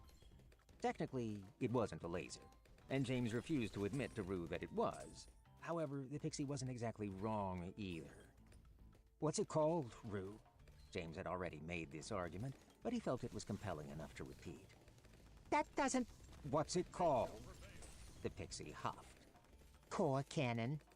That's right, it's a cannon, not a laser. Semantics, that's all it was. Based on the description of the blasted build option, for all intents and purposes, it would look like a freaking laser. Core cannon, 1000 BP. Build time, 1000 hours per P. Creates a massive cannon capable of launching a devastating attack, once per dungeon war per level of cannon. This energy attack inflicts massive damage to all players in the line of fire. If a portal is opened to the enemy's core, this attack will also greatly damage the opponent's core. So yeah, it was a cannon, but James was positive it was going to fire out a massive energy beam just like a laser. I'm still gonna call it a laser, the pixie mumbled half-heartedly, and James only nodded, going over the list the two had been observing. Sadly, this was the point at which Rue's information stopped. James had a feeling the AI wouldn't be updated with further information on Dungeon Wars, as well as the research options and all the other aspects, until the patch was applied that released the Dungeon Wars. It made sense, and also highlighted who the real cheaters were. James had to wonder just how much advanced knowledge Blank had. At the very least, it was unfair, because from what he could speculate, they'd known about Dungeon Wars far in advance. After all, they'd rushed Tier 3 when they'd taunted him. He had to assume Xander had been feeding them extra information.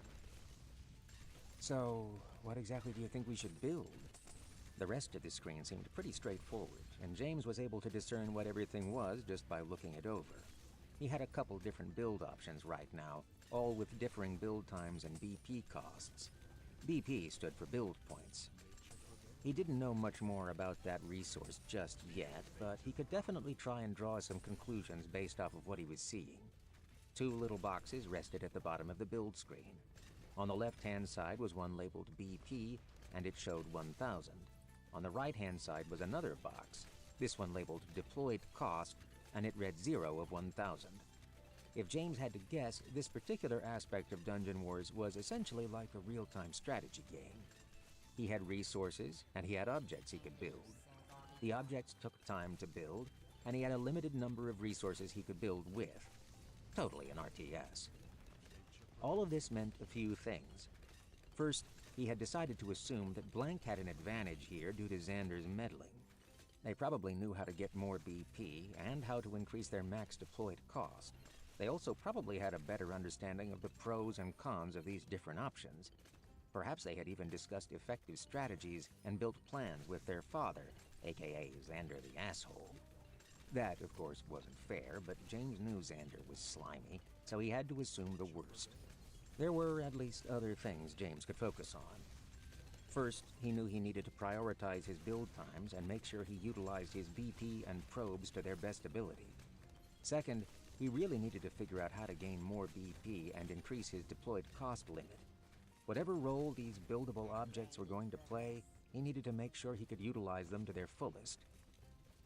How about we build the core cannon? Rue's suggestion was the exact opposite of James's plan. She'd been fixated on her laser, so he had to admit it didn't come as a surprise. What? It's the only logical choice, James. She gave him one of her more serious looks, which caused him to actually start listening. Serious Rue was always worth listening to. Go on. He was intrigued. Why the hell would she say the 1,000 BP cost cannon was the most logical choice? The other options included siege weapons, ballista, smaller cannons, catapults. Those things seemed a lot more... Well, you and I both have no idea what all of this is for exactly, right? Correct. And I'm sure we can both figure that jackass Xander has at least let it slip to Blank what all of these options do. He might even be actively advising them so that they can best utilize and optimize their build for the dungeon war. Rue had a point. Xander's special hatred of James and his want to remove James from his position as Dungeon Core definitely implied he would be tipping the scale in Blank's favor as much as he could. Not to mention, James had looked into Xander's competitive gaming history, and while nothing was proven, there were plenty of moments of speculation regarding some underhanded tactics. Not cheating, mind you, but dirty tricks and borderline plays that just scraped by in the rules. All the more reason to... Shh! I'm not done. Rue shot him a glare, and then grinned at him. So, with all these unknowns, what would you be doing? Trying to figure out the best way to optimize my build and maximize the usefulness of whatever resources I had to better stand a chance against Blank. Precisely. That's the predictable answer. Which is why... You shouldn't do it. She motioned back towards the cannon option. If you were Blank, and you had just challenged an opponent that you admitted was likely skilled, though still under your own abilities, what would you plan for them to do? Realization started to settle on James. Blank had portrayed themselves as cold and calculating. Blank had the advantage with regards to this part of the dungeon war process. Blank likely knew the pros and cons of everything James might build, so they were likely doing exactly what Rue was now and working to predict how anyone in James's situation would respond. With everything that was on the line, the logical step, the step Blank would be planning for, would be to build up a range of multi-purpose or flexible equipment and create the best chance of them being able to be utilized when the patch came through. With an unknown battle coming and no idea how it would function, spreading out his resources and covering as many possible scenarios as he could would be the pro-gamer move. What they wouldn't expect was their opponent to go all in on a single strategy blindly. But offensive strategies could be very strong, especially when they came unexpectedly. It was, perhaps, just crazy enough to work. At the very least, he could gamble here and start the build time on the cannon. It took real time to build, after all. His hope, therefore, was that perhaps as they drew closer to the start of the dungeon wars, there would be a way to gain more BP. After all, he found it hard to believe the developers would create such a hard cap on BP. Most RTSs had ways to generate additional build resources, even if you could only deploy a certain limit at a time. It was a risk, but one he figured he should take. All right, so we're building a freaking cannon. Laser. Rue interjected. Cannon. James said the word with finality as he selected the build option. He grinned as he assigned all 3 of his current probes to it. True to the formula, a timer popped up on the screen as the 3 probes began to go to work. Core cannon, 329 hours, 59 minutes, 59 seconds. From what Rue had told him, he would be getting more probes and build options for Dungeon Wars at his 4th level of research as well, so when he logged in next, he should, in theory, have a completed cannon and some probes with which to build additional structures, and, hopefully, more BP to build them with. As it stood, the other options included basics one would expect in any war-type simulator, or even a tower defense game. There were basic walls, traps, towers, cannons, catapults, and the like. There were additional support structures, which seemed capable of being used by players. He was hoping with any additional BP he could acquire, he would be able to look into these structures more. For now, though, he needed to build the most expensive objects up front. Worst case scenario, he'd have some very powerful objects to deploy if he couldn't gain more BP. Best case scenario, he'd have more BP to build some of the other structures with, and could better formulate his plan and prepare his battlefield tomorrow. Might as well do the same for defense, right? James wasn't a stranger to games. If there was going to be a massive attack option, then of course there had to be a massive defense option. Sure enough, as he switched to the Core Defense tab, he saw a similar window with 1000 BP listed on it as well, and a 0 of 1000 deployed limit. He was thankful for that, as he realized now that he had automatically assumed the two would be separate. If they had shared resources and deployment costs, well, he would have just fully committed himself to offense. While betting on a concentrated offense made sense, James had to assume Blank might decide something similar. If Blank knew what was coming, how the battle would work, then a fast all-in strike could decimate James. Thus, he needed something to defend against this possibility. Go for it. Rue nodded approvingly, and James selected the Core Deflector Shield option on the tab. It, just like the cannon, cost 1000 BP and had a 1000-hour build time. Now James had both his offense and defense probes working away and about 11 hours of immersion left. Guess the only thing left to check on before I head to bed and log out is my summoner. Yeah? Rue stifled a yawn of her own, and as she did, she flicked her wrist.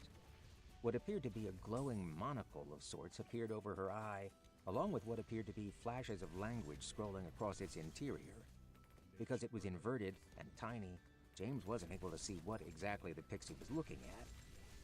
A moment later, the monocle over her eye disappeared, and she looked at James, grinning. Good news, James. What the hell was that? He had no idea what was going on. That was definitely the first time he had seen that little trick of hers. What was that? And what had it shown her? That? I figured it would be a fun little cosmetic for when I was checking in on AI data. I was just scanning for any recently released updates or changes that might not have been announced. And? She'd been spending too much time with his monocle-wearing T-Rex. He was certain of that. And you're safe to get some rest. Nothing has changed that would require your attention. Are you sure? He had enough time to keep planning, though he also knew if he didn't sleep now, he'd be pretty groggy in the morning. Positive. The pixie yawned again, waving her hand at him. Oh, get some rest, silly. But trust me, Glyax, you need to get some rest. You need to wake up, relax, and eat some food. I want a fully rested, not hangry Glyax back here when we are preparing for Dungeon Wars. For a moment, he thought he saw a flash of concern in the pixie's eyes. She was probably right. He was already aware of the fact that his mind wasn't running as efficiently as it normally did. His current famished state was definitely having a negative impact on his emotions and mental processing. Plus, if he went to sleep now, that would meet the micro-napping timeline utilized in immersion that ensured he would wake up feeling fully rested. All right, you win this time. James could feel himself wanting to yawn as the pixie covered her mouth once more. He was pretty sure she was doing that just to make him feel tired as well, and it was working. However, James began, slowly closing out of his screens, his eyes flashing over everything, his mind racing to make sure he had it all taken care of. He realized then how tired he actually was. The strain, the stress of the upcoming war was hard on him mentally, and he couldn't help but appreciate the fact Rue seemed to be looking out for him. don't do anything too crazy while I'm gone, Rue. James shot her a look, and the pixie simply glanced away, whistling. All right, she may have cared about his well-being, but she also was planning something. He knew it. I have no idea what you're talking about. She looked at her wrist, and a small watch appeared on it. Oh, look at the time. Good night, Glyax. Sleep well. And with that, she disappeared, leaving him alone in the room with his own core, while his drones went to work in the background. Yep, she was definitely up to something, but whatever it was, could wait till next immersion. Good night, Rue. James said quietly to the room. As he closed his eye, preparing to go to sleep, which he knew would make it feel like his immersion instantly ended, a single thought crossed his mind. He would not lose Rue or any of this to Xander. Blank could not win.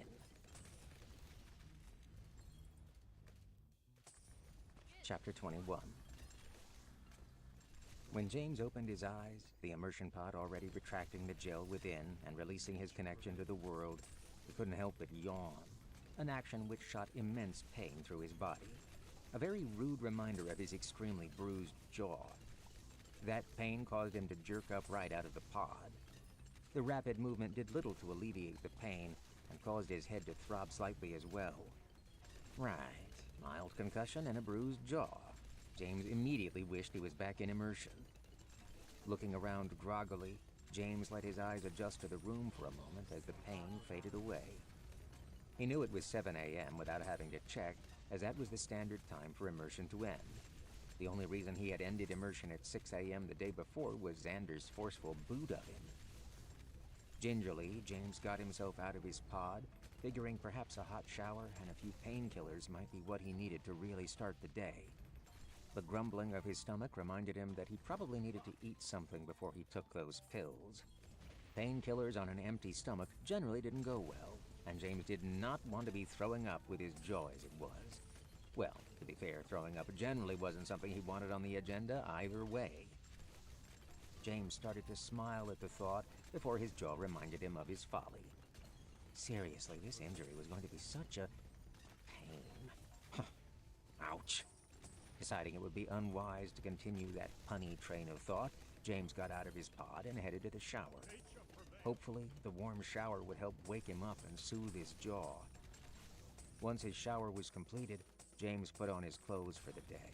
A simple pair of jeans and a graphic t-shirt of one of his favorite animes, Steampunk Ninja. On it, the main character stood surrounded by a horde of zombie-like monsters known as abominations.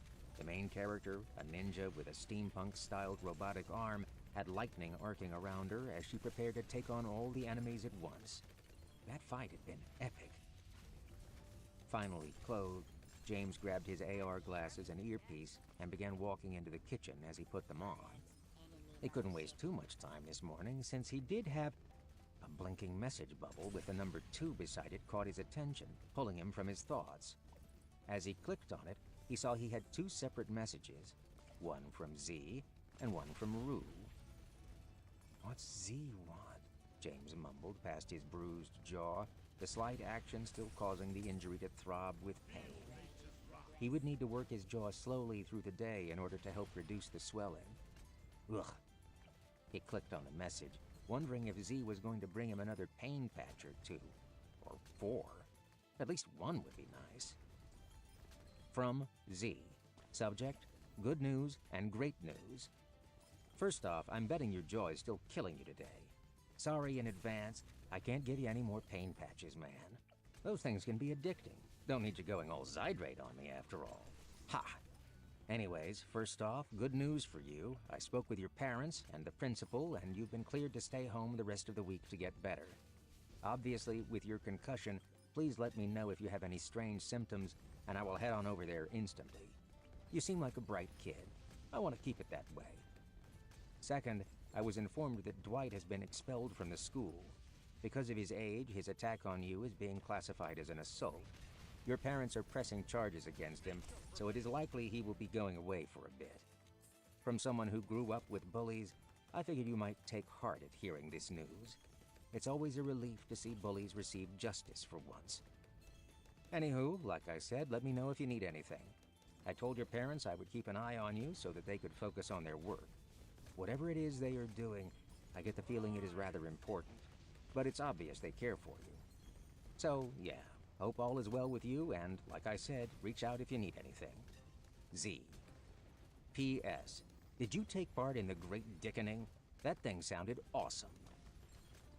James stared at the message from Z, rereading it a few times, unable to comprehend at first what he was seeing. Not only did he get to stay home from school for the rest of the week, but now he would never have to deal with Dwight again. Seriously, that was awesome news. A part of him did feel slightly bad for Dwight, as that idiot had just ensured his life was ruined. But hey, actions have consequences. It also meant that once the case concluded on Dwight, if the bully did go to jail, James wouldn't see him online. That was one of the biggest things about incarceration. There was zero immersion. That fact had actually seen crime rates go down over the years. Immersion was a huge part of life nowadays, meaning getting yourself banned from it was huge. That, and of course the psychological freedom people had while immersed, would generally allow them to handle whatever vices they had and kept them tame in the real world. It was messed up, but it generally worked. Pushing that thought from his mind, James reread the final part of Z's message. What exactly was he referring to? He had an idea, but couldn't be sure because Z was being so darn positive about it. Before he sent Z a message back, James opened the second message. He might be curious about the Great Dickening, but he was even more curious about what Rue had to say. From Rue. Subject, OMFG. Go check out the forums, lol. Seriously, this is freaking great. Love, Rue. Also, remember to eat so I don't have to deal with hangry Glyax. Probably something better than Soylent Blue, too. I hear that stuff tastes like dead people. Bleh. Might I recommend hot chocolate? A little Bailey's added in will help with the pain as well. Also, you should watch an old anime called No Game, No Life. Trust me, I found it while I was searching for information on blank. Alright. So now James had new questions, but thanks to Z, he at least had the whole day to solve them. First, he figured he would go check out the forums to see what the hell Rue was talking about. After that, James would message Z about the Great Dickening, and then he supposed he would put off watching Supernatural to check out No Game, No Life, whatever that was. Because if it had something he could use against blank, well then, he was going to watch it. Anything and everything would help, after all. Alright, let's see what the forums have for us today. He leaned back in the chair he was sitting in, put his hands in place to summon his keyboard, and looked up. His AR glasses projected a massive computer screen in front of him. Desktop mode was awesome. He moved his digital mouse to his saved tabs and pulled up the forums for DCO. He had made a bookmark directly to the DCO forums for his town. Guess I don't have to ask Z what the Great Dickening is. James chuckled slightly, wincing as he moved to select the very first thread on the forum. The Great Dickening, edited to update the name because Great Dickening is so much better than Foul-Feathered Ends. Chapter 22. Silver Moon. Okay, seriously, what was that last night? Was that an event? Do you guys think we are going to continue to get events like that every immersion? Was it a once-a-week thing, or once an immersion thing? Kind of like an end-of-immersion final bang for players? I, for one, am hoping that's what it is.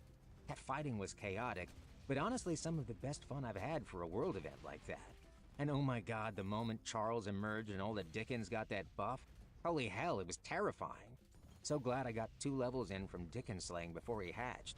AoE spells for the win. What about you guys? How did it go for all of you? Jensen123. Honestly, I'm going to have nightmares. Like, yeah, my party was able to gain a level during the Dickon waves, but all that squawking, the flying eggs, the explosions, the baby Dickens running about, it was pure chaos. But seriously, I would do it again. I would just want to be a little more prepared. Xanon. I've been looking at the other forums for the other dungeons. From what I can see, this seems to be an occurrence that only happens in the higher level dungeons. It seems the stronger the dungeon becomes, the more unique things become available. Ready Kai. Stronger dungeons? Is there a way for us to check our instance's dungeon level? And what makes it grow stronger? Xanon. Not sure what makes it stronger, but it seems the amount of floors and the levels of the mobs are a good indicator. Some dungeons seem to only have 1 floor, and in those all of the boss mobs for the first floor were under level 15 from what I've read. So keep up the good work, guys. Whatever is going on, apparently our dungeon is awesome. Fallen Eagle 295. Demonic farm animals and steampunk dinosaurs. I would say our dungeon is on drugs. Chaos 09. Whatever it's on, I want some. Can't wait for floor 3. James scrolled through a few more rows of the comments, chuckling painfully as he did. From what he could see, the common consensus was that whatever that mass wipe event was, it was awesome. A lot of players were comparing it to a horde mode-esque event, where players just had to survive against waves and waves of the same enemy for a certain amount of time. As expected, no group had managed to bring down Charles the Dickon and all of the Dickens. This was due to the fact that some of the higher-level players had still been spread across Floor 2 instances when the battle started, or had been resting in town. Because James waited so long to do the event, he had missed a lot of the higher-level players, which of course had been his plan. He'd needed the lower-level players because they were the ones most likely to wipe and give him the experience he needed. The fact the players seemed to have loved the event was a great boost to his mood.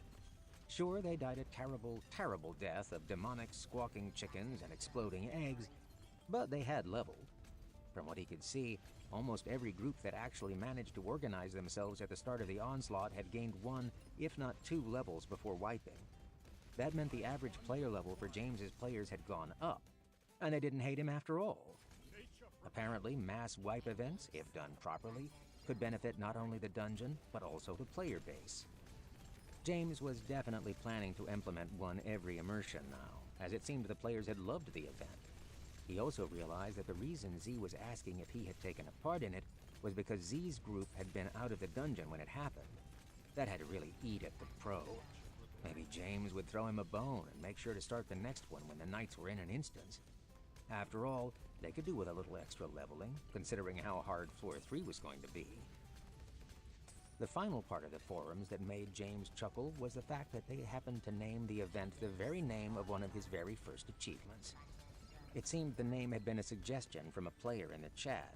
Someone going by the username smcloud4242 had suggested it to the original poster.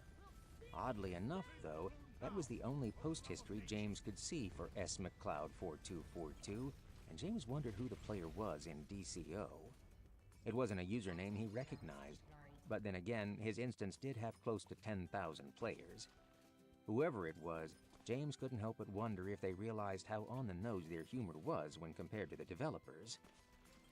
After browsing the subreddit forums for his dungeon a little while longer, while angrily sipping his Soylent Blue, James realized he had been neglecting something that could prove important in the upcoming battle.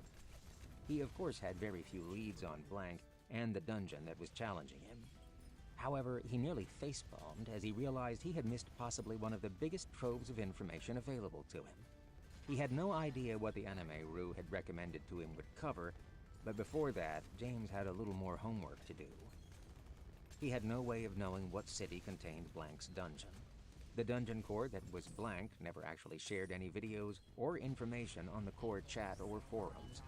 In fact, all anyone knew about Blank was that the dungeon had Candy as its mob type, as that's how it was listed in the core chat options and forum.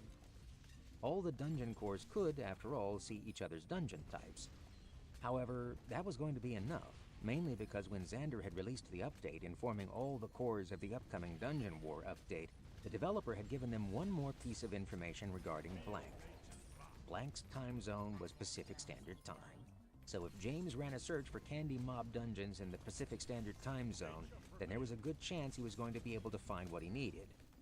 The pro gamers may have kept their mouths shut about their dungeon, likely trying to keep a competitive edge against all the other dungeons, while learning any and all tricks they could that they hadn't been able to glean from their father. However, their secrecy had one gap. Most MMO gamers loved chatting and sharing information on forums, and as Xanon's comments on James's Dungeon subreddit had reminded him, anyone could view the subreddits for the other instances. Needless to say, James copied the URL and sent it to Rue as soon as he found what he was looking for. Blank's Dungeon subreddit. Chapter 23. The internet had to be a gift from the gods. At least at this moment in time, that was what James was thinking. He had known most cores had shied away from any of the goofier dungeon types, and, as far as he knew, he was the only dungeon that had chosen random.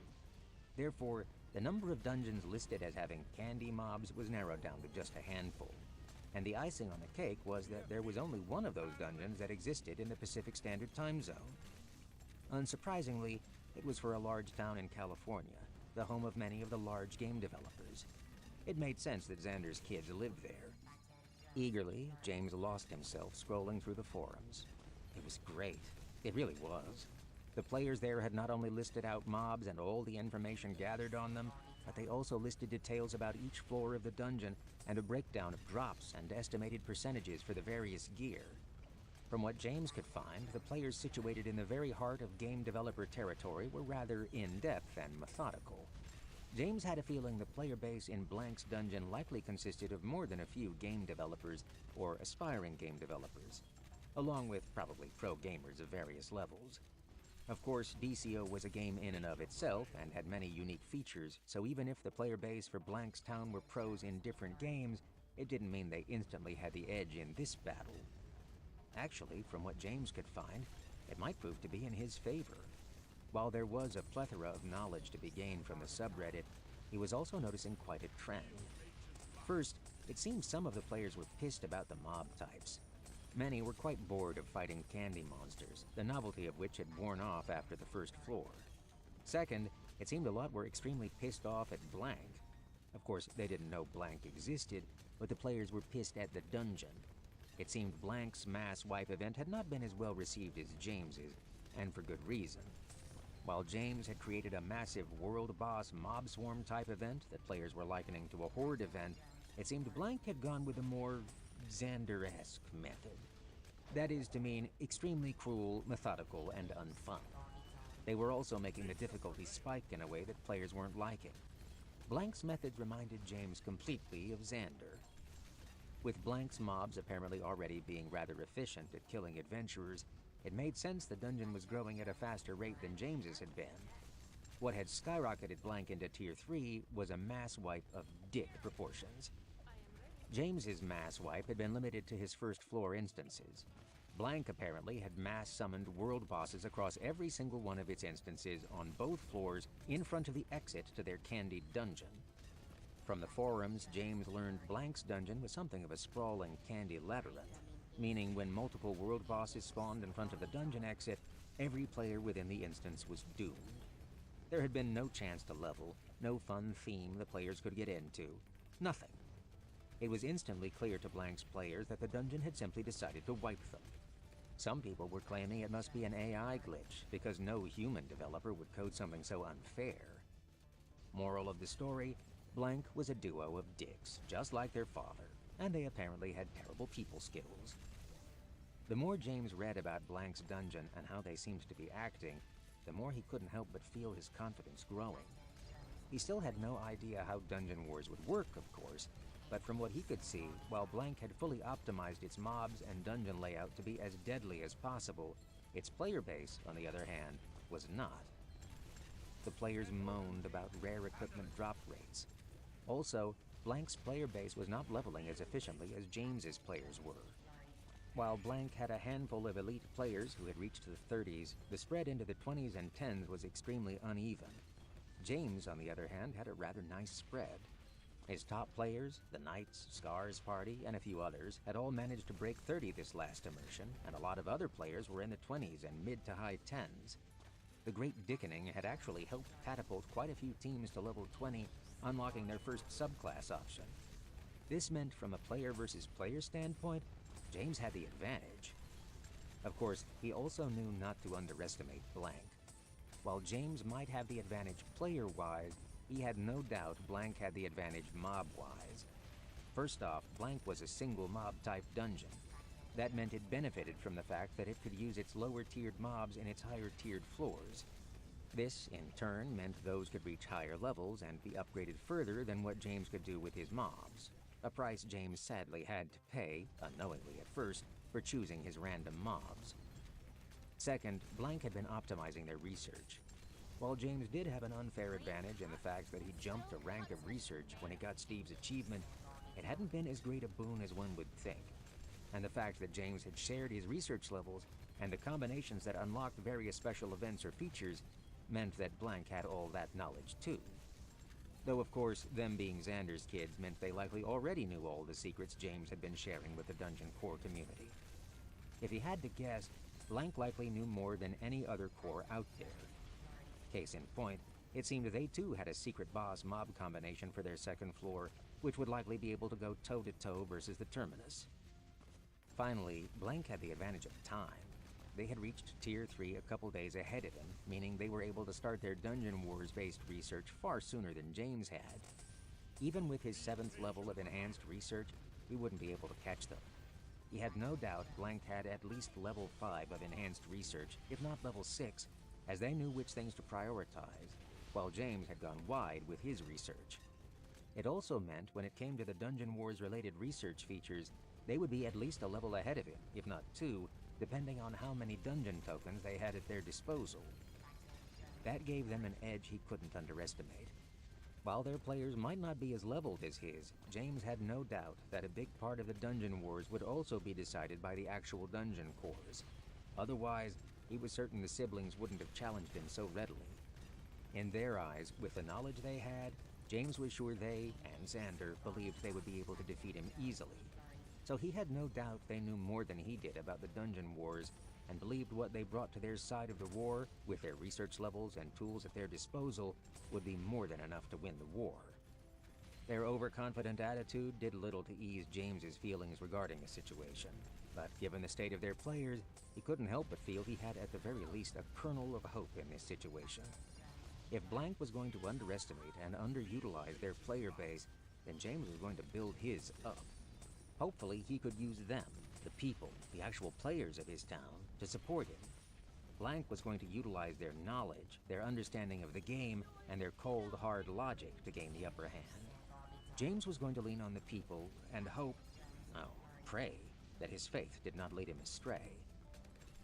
With that being said, once he'd gleaned all he could from their forums, he started on the next task. Operation Research Blank was in full swing, and it was time to check out the anime Rue had mentioned. What exactly would it have in it? And what, if anything, could it have to do with Blank?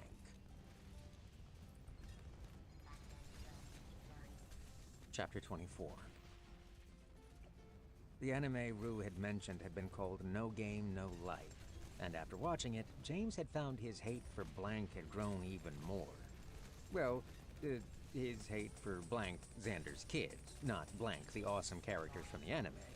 The two were quite different, which only deepened James's anger.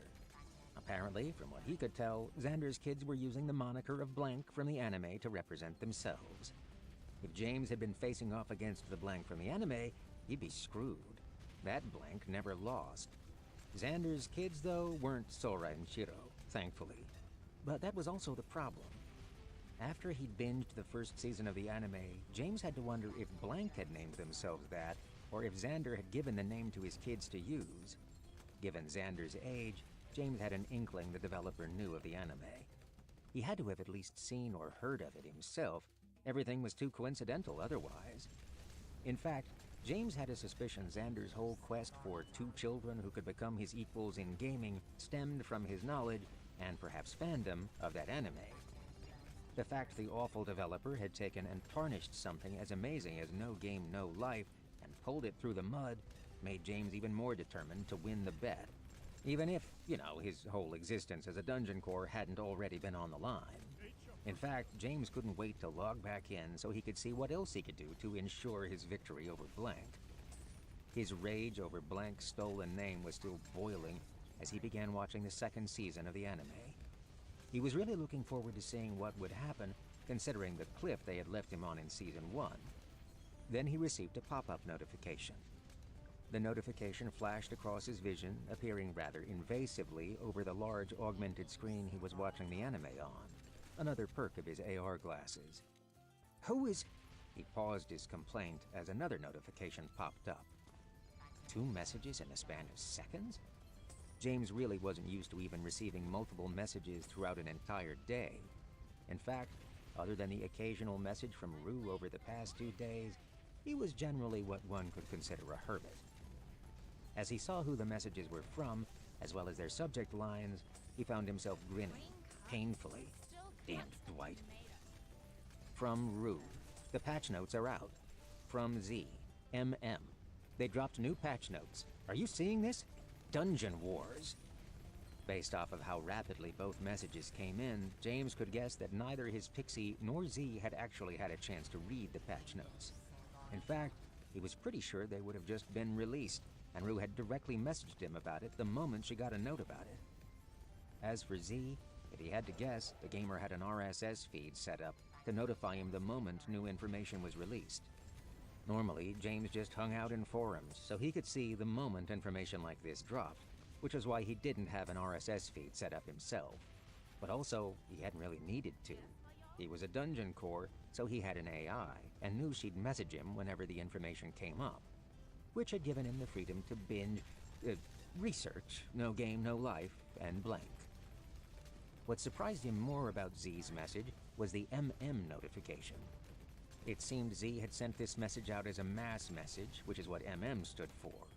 When and why the gamer had added James to an MM feed from the guild leader, he had no idea.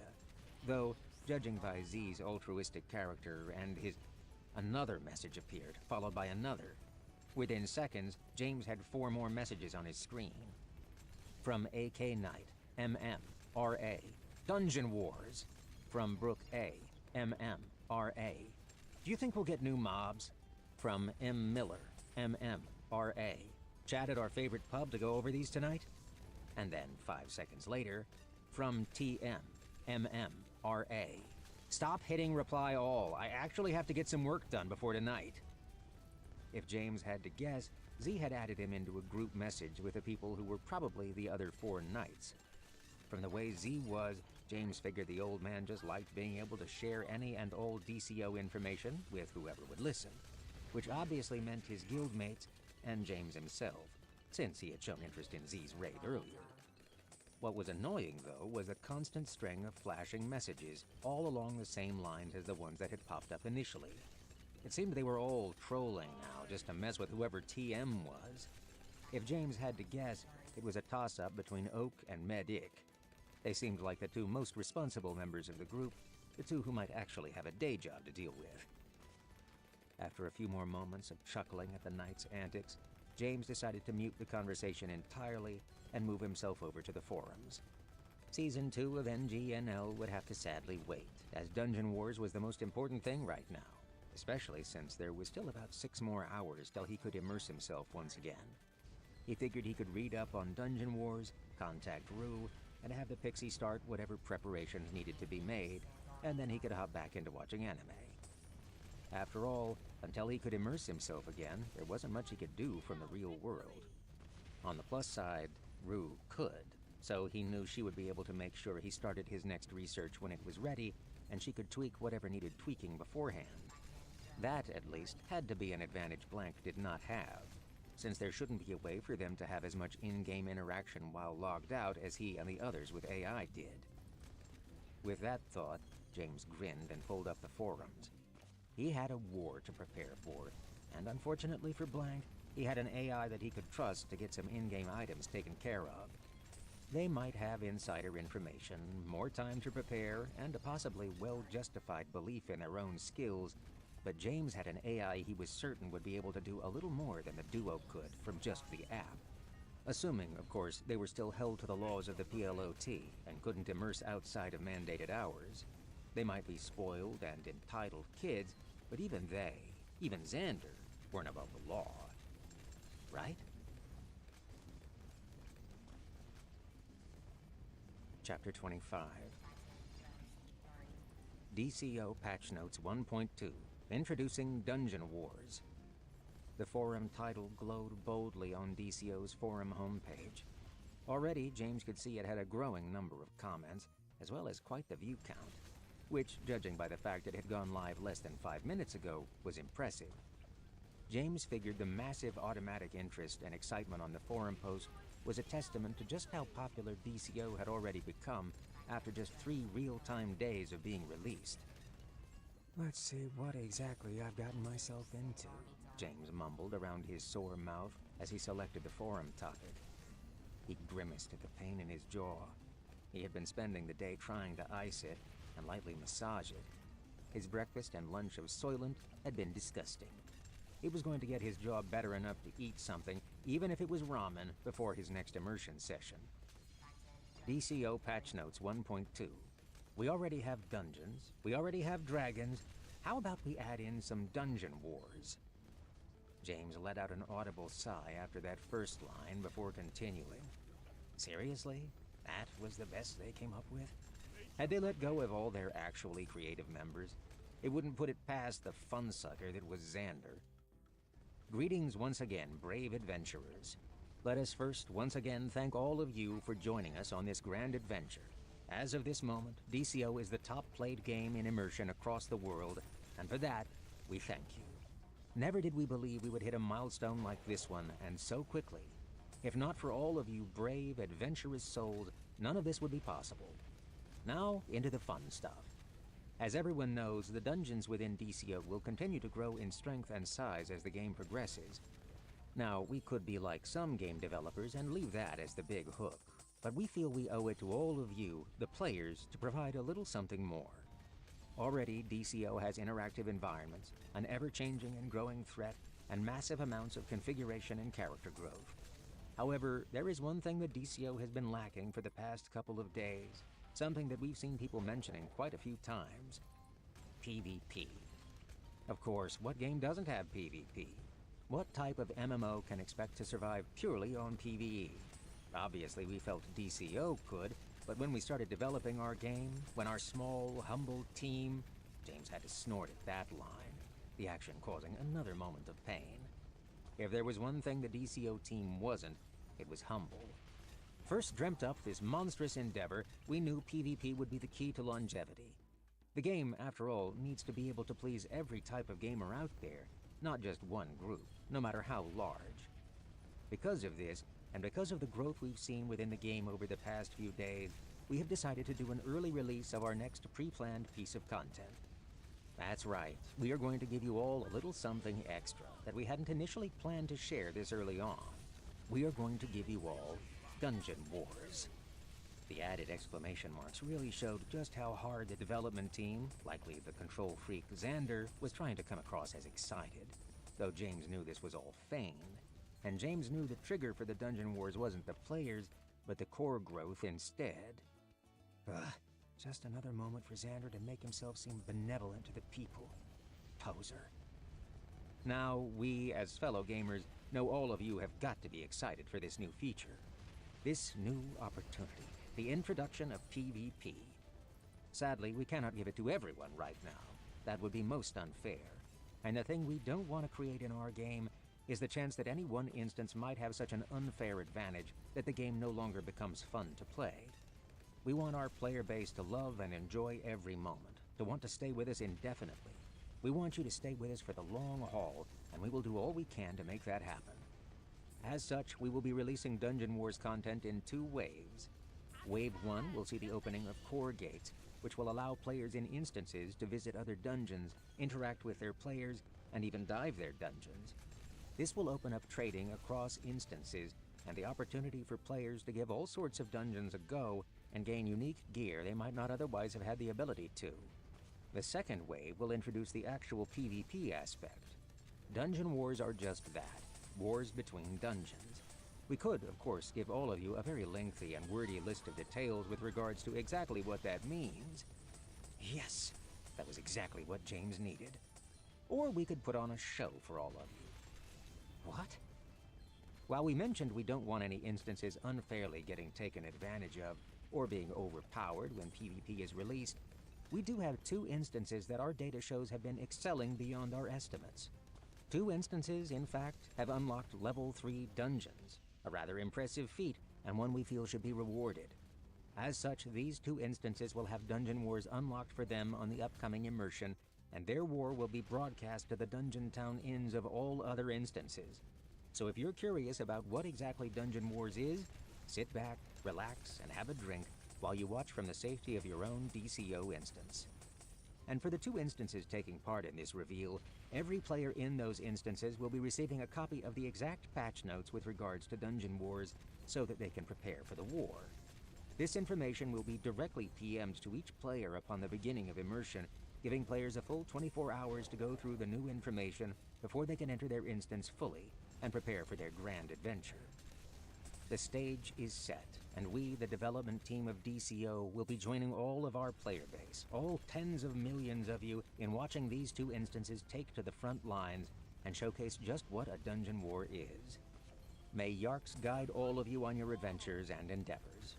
Until next time, continue conquering your dungeons for greater glory and wealth. And remember, our 2.0 upgrade will be released after our first month of gameplay, so give it your all till then, because who knows what those instances at the top may receive when the update is released. Son of a bitch.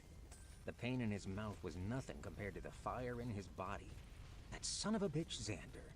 The developer knew his kids had information on Dungeon Wars. He knew James didn't, and James had no doubts that the players who would be receiving the notes did not include himself. Ugh. Was Xander really that petty that he had to resort to stuff like this? Of course he was. Fuming, James pulled up his PMs and sent a message. Xander was just being a dick. Sure, the information would be online somewhere moments after the players got it.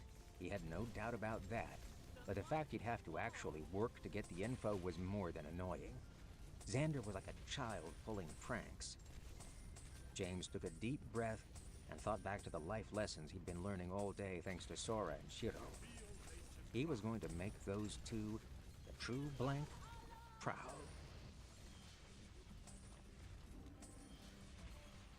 Chapter 26. What are you wearing?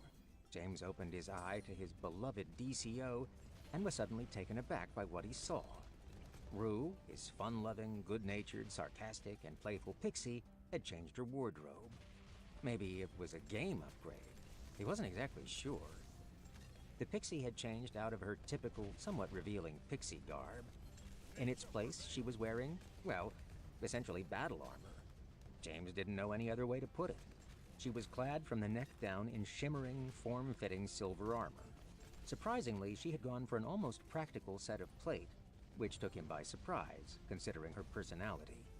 He'd expected her to choose the cliché fantasy RPG armor that was just essentially a metal bra and panties.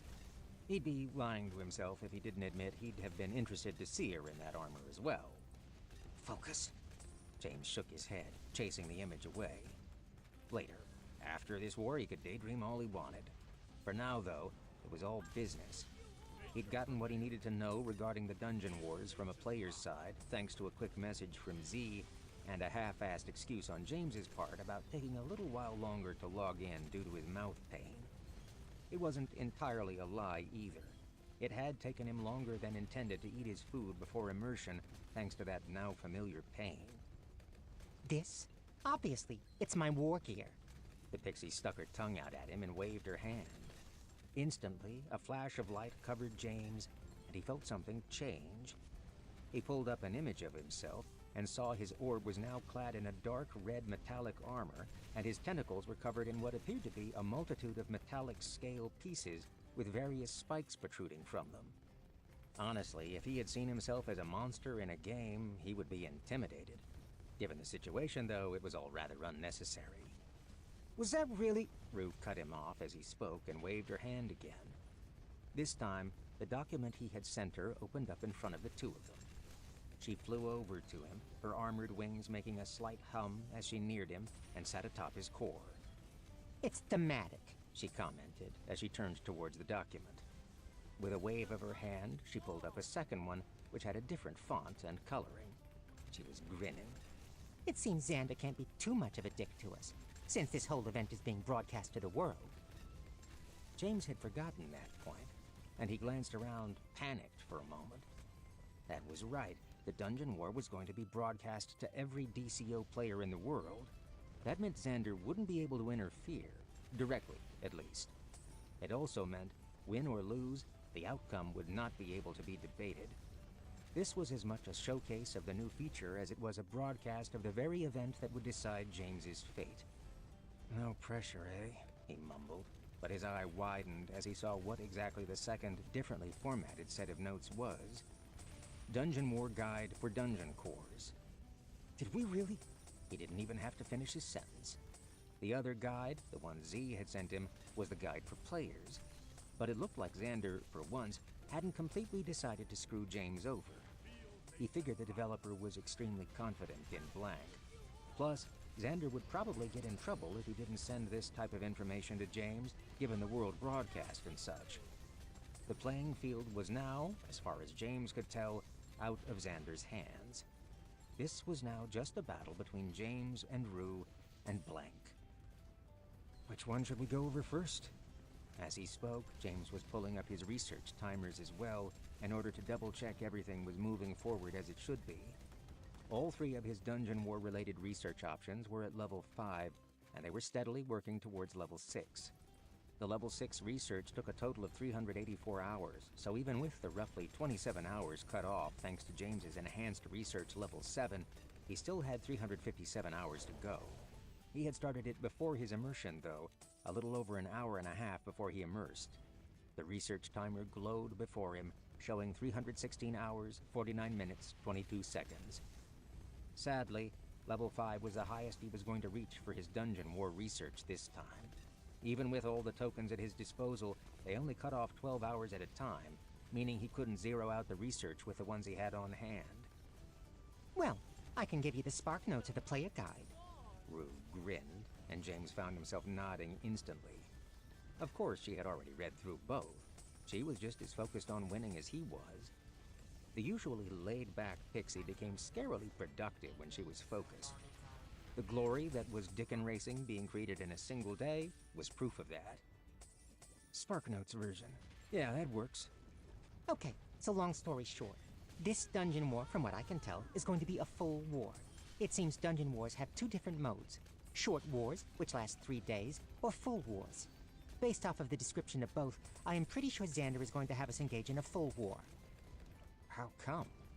The Pixie glared at his interruption, but still chose to respond.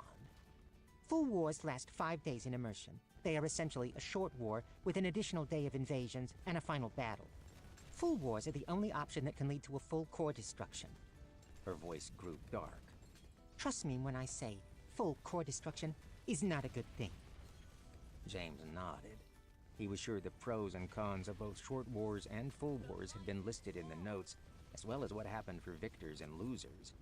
He was certain, from the way Rue made it sound, that having your core destroyed was less than ideal for a dungeon, and likely the entire town, which, considering the related economic impact, could be really bad.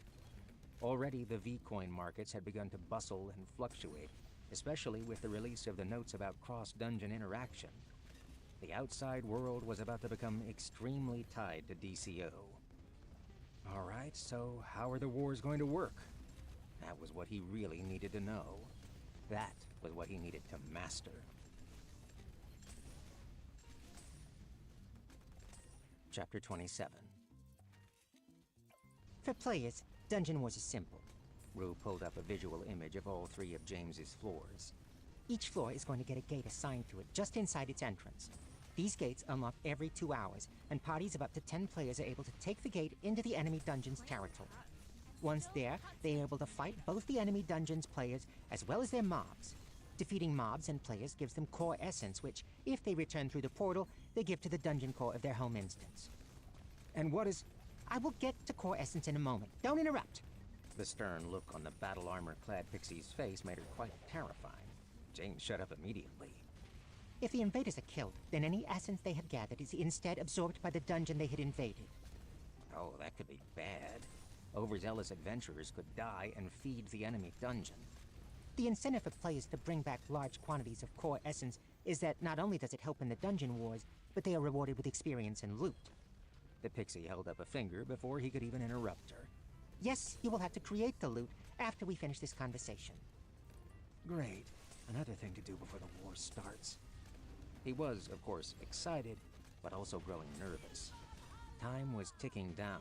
There was less than 20 hours before his players entered his instance again, and Blank's players would log into their home instances. 24 hours after that, war. The number of invasions is limited by multiple factors. Rue held up a finger. First, time. The gates open every 2 hours, meaning there can be 12 invasions from each side per day per gate. She motioned to her next finger. Second, the number of floors will dictate the number of gates opened at a time. Because both Blank and our dungeon have 3 floors, that means there are 3 gates opened at a time. A third finger was raised. And finally, there is a cap on gates per day. Because each instance has 10,000 players, up to 10,000 players can take part in the war per day. Once all the players have participated for the day, no more gates will open until the next day. Additionally, players can only use the gates once per day. That final rule actually surprised James. Apparently, the developers were trying to put some rules in place to make the PvP at least somewhat balanced. He supposed it made sense, especially if defeat could really harm a town's economy. It meant overpowered players couldn't just farm weaker dungeons multiple times during the day, at least not on the offensive side. So, players can only choose to invade the enemy dungeon once per day. James was already thinking. But obviously the floor they choose to invade is going to really affect how their dive goes. Correct. When a player invades with a gate, they are transported to and limited to that floor. They don't get to dive into the first floor and fight their way to the third. So, while they could invade the first floor and completely wipe it out, the amount of essence they bring back would be lower. So, a risk-reward system. James knew his players. There were some who would play it safe and invade the first floor only. There were some, such as Z, who would probably try for the second or third floor. He just hoped their risky behavior wouldn't backfire and net Blank more essence. The duo didn't need any unintentional aid. Exactly. Rue took a breath before continuing. The other aspect of the daily invasions is that when players invade, it is a completely random instance that they are put in. However, the moment that instance is invaded, the dungeon core, as well as players, will be alerted. Meaning? Meaning, the players who are able will likely try to hop in and stop the invaders. Oh. That could be bad. James knew power gamers. He could totally see PvP players sitting near the dungeon instance, patiently waiting to be notified of an enemy invasion. The moment it happened, they would rush to join the instance with the invading force and hunt the players down. Of course, that would be great if it was James's players doing it. However, from what he read online, he was going to bet that would be a tactic more likely employed by Blank's players. They didn't seem to enjoy the PvE aspects of Blank's dungeon because Blank was terrible at caring about the players. So those power gamers were likely chomping at the bit to take their aggression out on the first players to invade. It was going to turn bloody fast. So, is that it for the dungeon wars on a player's side? And what do we get to do? When do our avatars come into play? What about our... I'm not done yet. Rue's response was curt, and James silenced himself. He knew she was doing her best to explain it all to him, but there was just so much he wanted to know. Albeit this was still going to be faster than him reading the documents. He intended to read them, but when he had time, and after he'd made all the preparations he could. For a full war, players will be invading and getting invaded for the first, second, and fourth days of the war. For the third and the fifth, they will be able to take part in a battle of a different kind. The pixie's eyes lit up. On the third and fifth days, a special gate is open, which will teleport players to a unique instance all of its own. This instance is called the Fields of Battle. Terribly unoriginal. And it is here where players will fight alongside their dungeon's avatars against the other dungeon. These battles can last the full 24 hours and are essentially a massive battle royale. The instance can hold all 20,000 players, the population of both instances combined. During this battle, players who die in battle become core essence, and if they are not revived within a minute through magical means, they are removed from the battlefield for the remainder of that battle. That sounded rather harsh, but James could guess it was a way to prevent the weak or overpowered players from becoming too big of a factor in dungeon essence generation. When the core essence is created, players can choose to pick it up and bring it to the avatar's shrine. Oh, James was going to get a shrine. Neat. Essence can awaken avatars or unlock special upgrades for the battle. Furthermore, once one side has collected enough essence, they can summon a portal to the enemy's core. James was really liking where this was going. Sure, he was a bit bummed his players would need to bring him to life, but he wasn't too worried. Also, had she mentioned avatars plural? We can have multiple avatars. Yes. Rue was grinning. Honestly, it was the widest he had ever seen the pixie's grin become. She was obviously thinking what he was. So, an avatar for me and an avatar for you, James asked. The pixie nodded excitedly. Oh, this was good. This was too good. He closed the player instructions. He had enough information for now. There were things he needed to do, things he needed to prepare before the war. Also, he was sure his own set of instructions would further explain what his BP was for, how to generate more, and what the various other build options were for. It all made sense now. The build options that he had unlocked for his probes to build via his core defense and core offense research would be placed on the fields of battle. Shall we go make an avatar for you now? Seriously, if the pixie was going to be able to join him on the battlefield as an avatar, it made so much more possible. It also made Blank even more dangerous. He was certain the two of them would perfectly match each other. He was pretty sure one would be some sort of DPS, while the other would be a tank healer. In his mind, through his MMO experience, a paladin with a ranger class would be perfect, especially if the ranger was able to get a melee DPS pet. As such, James was going to have to choose Rue's class around... The pixie's impossible grin grew even wider as she waved her hand, a portal appearing before the duo. Oh, we don't need to make me an avatar. I already did. Chapter 28. If he didn't know any better, if he didn't know how much Rue wanted to win and how much she hated Xander, James would have sworn she was purposefully trying to ruin their chances against Blank. You can't be serious. They were in the avatar testing grounds, and Rue had selected her avatar to show James. He had initially been excited. Having a second avatar on the battlefield could really help turn the tides. There were various combinations that could essentially two-man entire dungeons, or at least hold their own quite well in PvE and PvP. In the WoW universe, that had been a thing multiple times, and he was certain Blank would utilize the dual avatar system to their greatest advantage. James had planned, therefore, to do the same. Sure, his summoner class was a great solo player option, given the utility such a class could normally bring. But with Rue having the option to create an avatar as well, there were just so many possibilities. He could play as the magic DPS and summon a variety of pets to handle the differing situations and tactics being thrown at them, while Rue could be a paladin, a holy healing tank that could keep him safe and heal the both of them. And if she didn't want to be a paladin, a cleric could work as well, or maybe a druid. There were just so many options, and yet, here they were.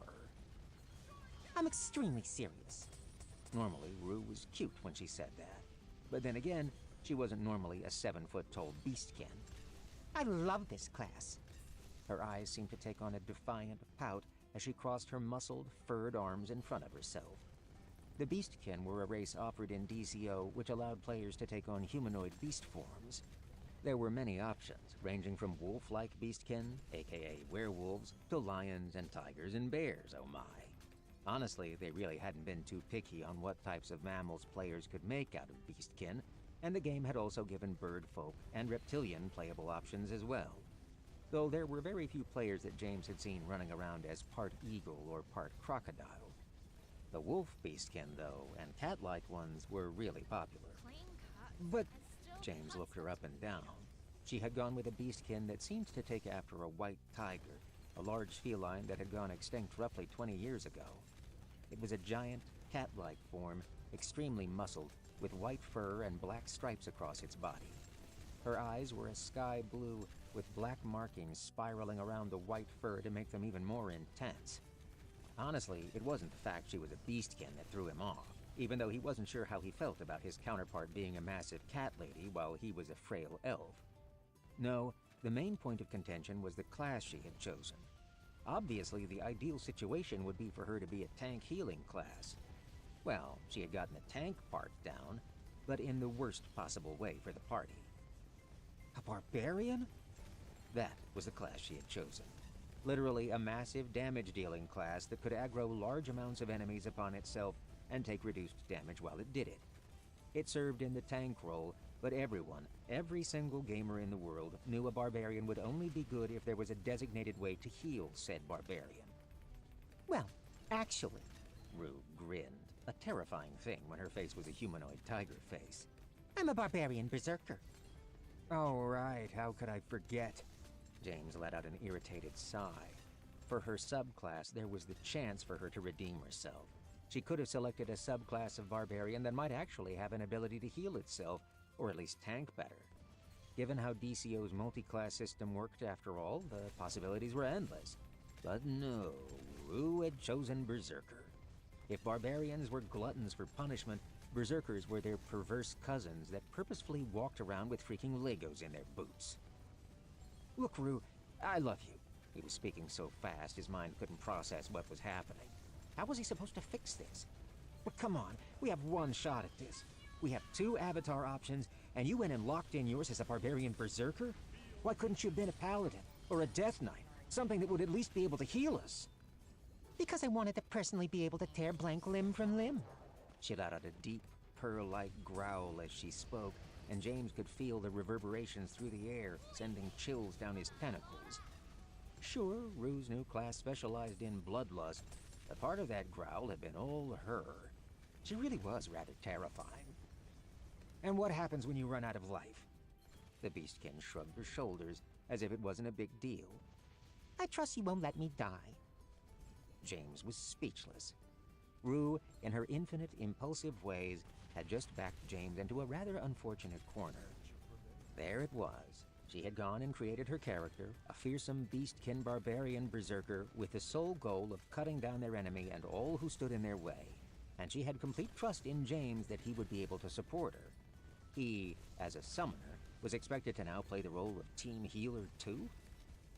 And how exactly am I supposed to keep you alive? Seriously, summoners weren't generally a healing class. They were a utility class. They didn't excel at healing, or attack, or defense, but often had great utility in all aspects. Great for soloing, and with his mob options, James had figured out how he could optimize his mobs to make him great at DPS. He had really been looking forward to selecting High Summoner as his subclass option. It wasn't very creative, but it gave him access to a few skills he really liked, especially the ability to use mana to enhance his mobs. But that was now out the window. How are you going to do it, you ask? Rue looked him up and down, and then revealed a toothy grin. By unlocking a secret class. Chapter 29. You're certain this is going to work? James had his avatar screen up and had a tentacle hesitantly hovering over his choice. From what he knew of avatars, they were just like player characters. The moment you applied your upgrade, the moment you chose your class or subclass, it was permanent. There were no do-overs. There was no going back. Positive. Rue held up one of her feline paws as she spoke, grinning at her own joke. All James could do was groan. He was half certain Rue had chosen the Beastkin race so she could make terrible puns. Of course, their race did have a racial bloodlust feature that would complement the Barbarian Berserker subclass quite nicely, as well as higher physical traits, including strength and dexterity. So maybe she had only partially chosen the race to troll him, and partially chosen it because it made sense. That being said, what they were about to do made absolutely no sense. Nowhere in the notes or forums has anyone mentioned this. James knew there were secret classes in DCO, classes that could only be unlocked when certain parameters were met. Of course, that was because the makers of DCO had announced such things, and because he had already seen one such secret class unlocked when the Knights Who Go Knee hit level 30. But that had been through the combination of two subclasses, not through what Rue had just instructed him to do. That's because it's secret. She let out an annoyed sigh. Come on, we both know I've got just as much at stake here as you do. I will not risk us losing to Blank. Besides, do you really think Xander hasn't mentioned these classes to Blank? Her eyes narrowed. In fact, I bet you anything they'll have a secret class as well, or something else ridiculous. Besides, just because it's secret doesn't mean we are breaking any rules. For all you know, I got this information from some obscure thread off of Reddit somewhere. She shrugged, and he wasn't sure if she had or not. As players unlocked such things, they would post about them, and she had a lot more time to browse the internet than he did. If you say so. When he hit level 4 in avatar research, his avatar technically became level 20. As such, it was eligible for an upgrade. The logical course in the upgrades was to select from one of the varieties of subclasses the game automatically provided for him. These included things such as High Summoner, which could enhance the stats of summoned mobs, and Monster Tamer, which would give him the ability to summon any mobs they faced in battle after certain parameters were met. However, James had been instructed to ignore all of those, and instead choose a new class as his upgrade option, rather than enhancing his existing one. That seemed counterintuitive. In his mind, that meant he would be tossing aside his class as a summoner and selecting a new class entirely. Sure, that would give players the ability to change their class if they really wanted to, but at the cost of a subclass upgrade. And considering those subclass upgrades were what provided players with unique skills and customization, well, James really didn't want to miss out on that, especially to be a healer. But Rue had assured him over and over that this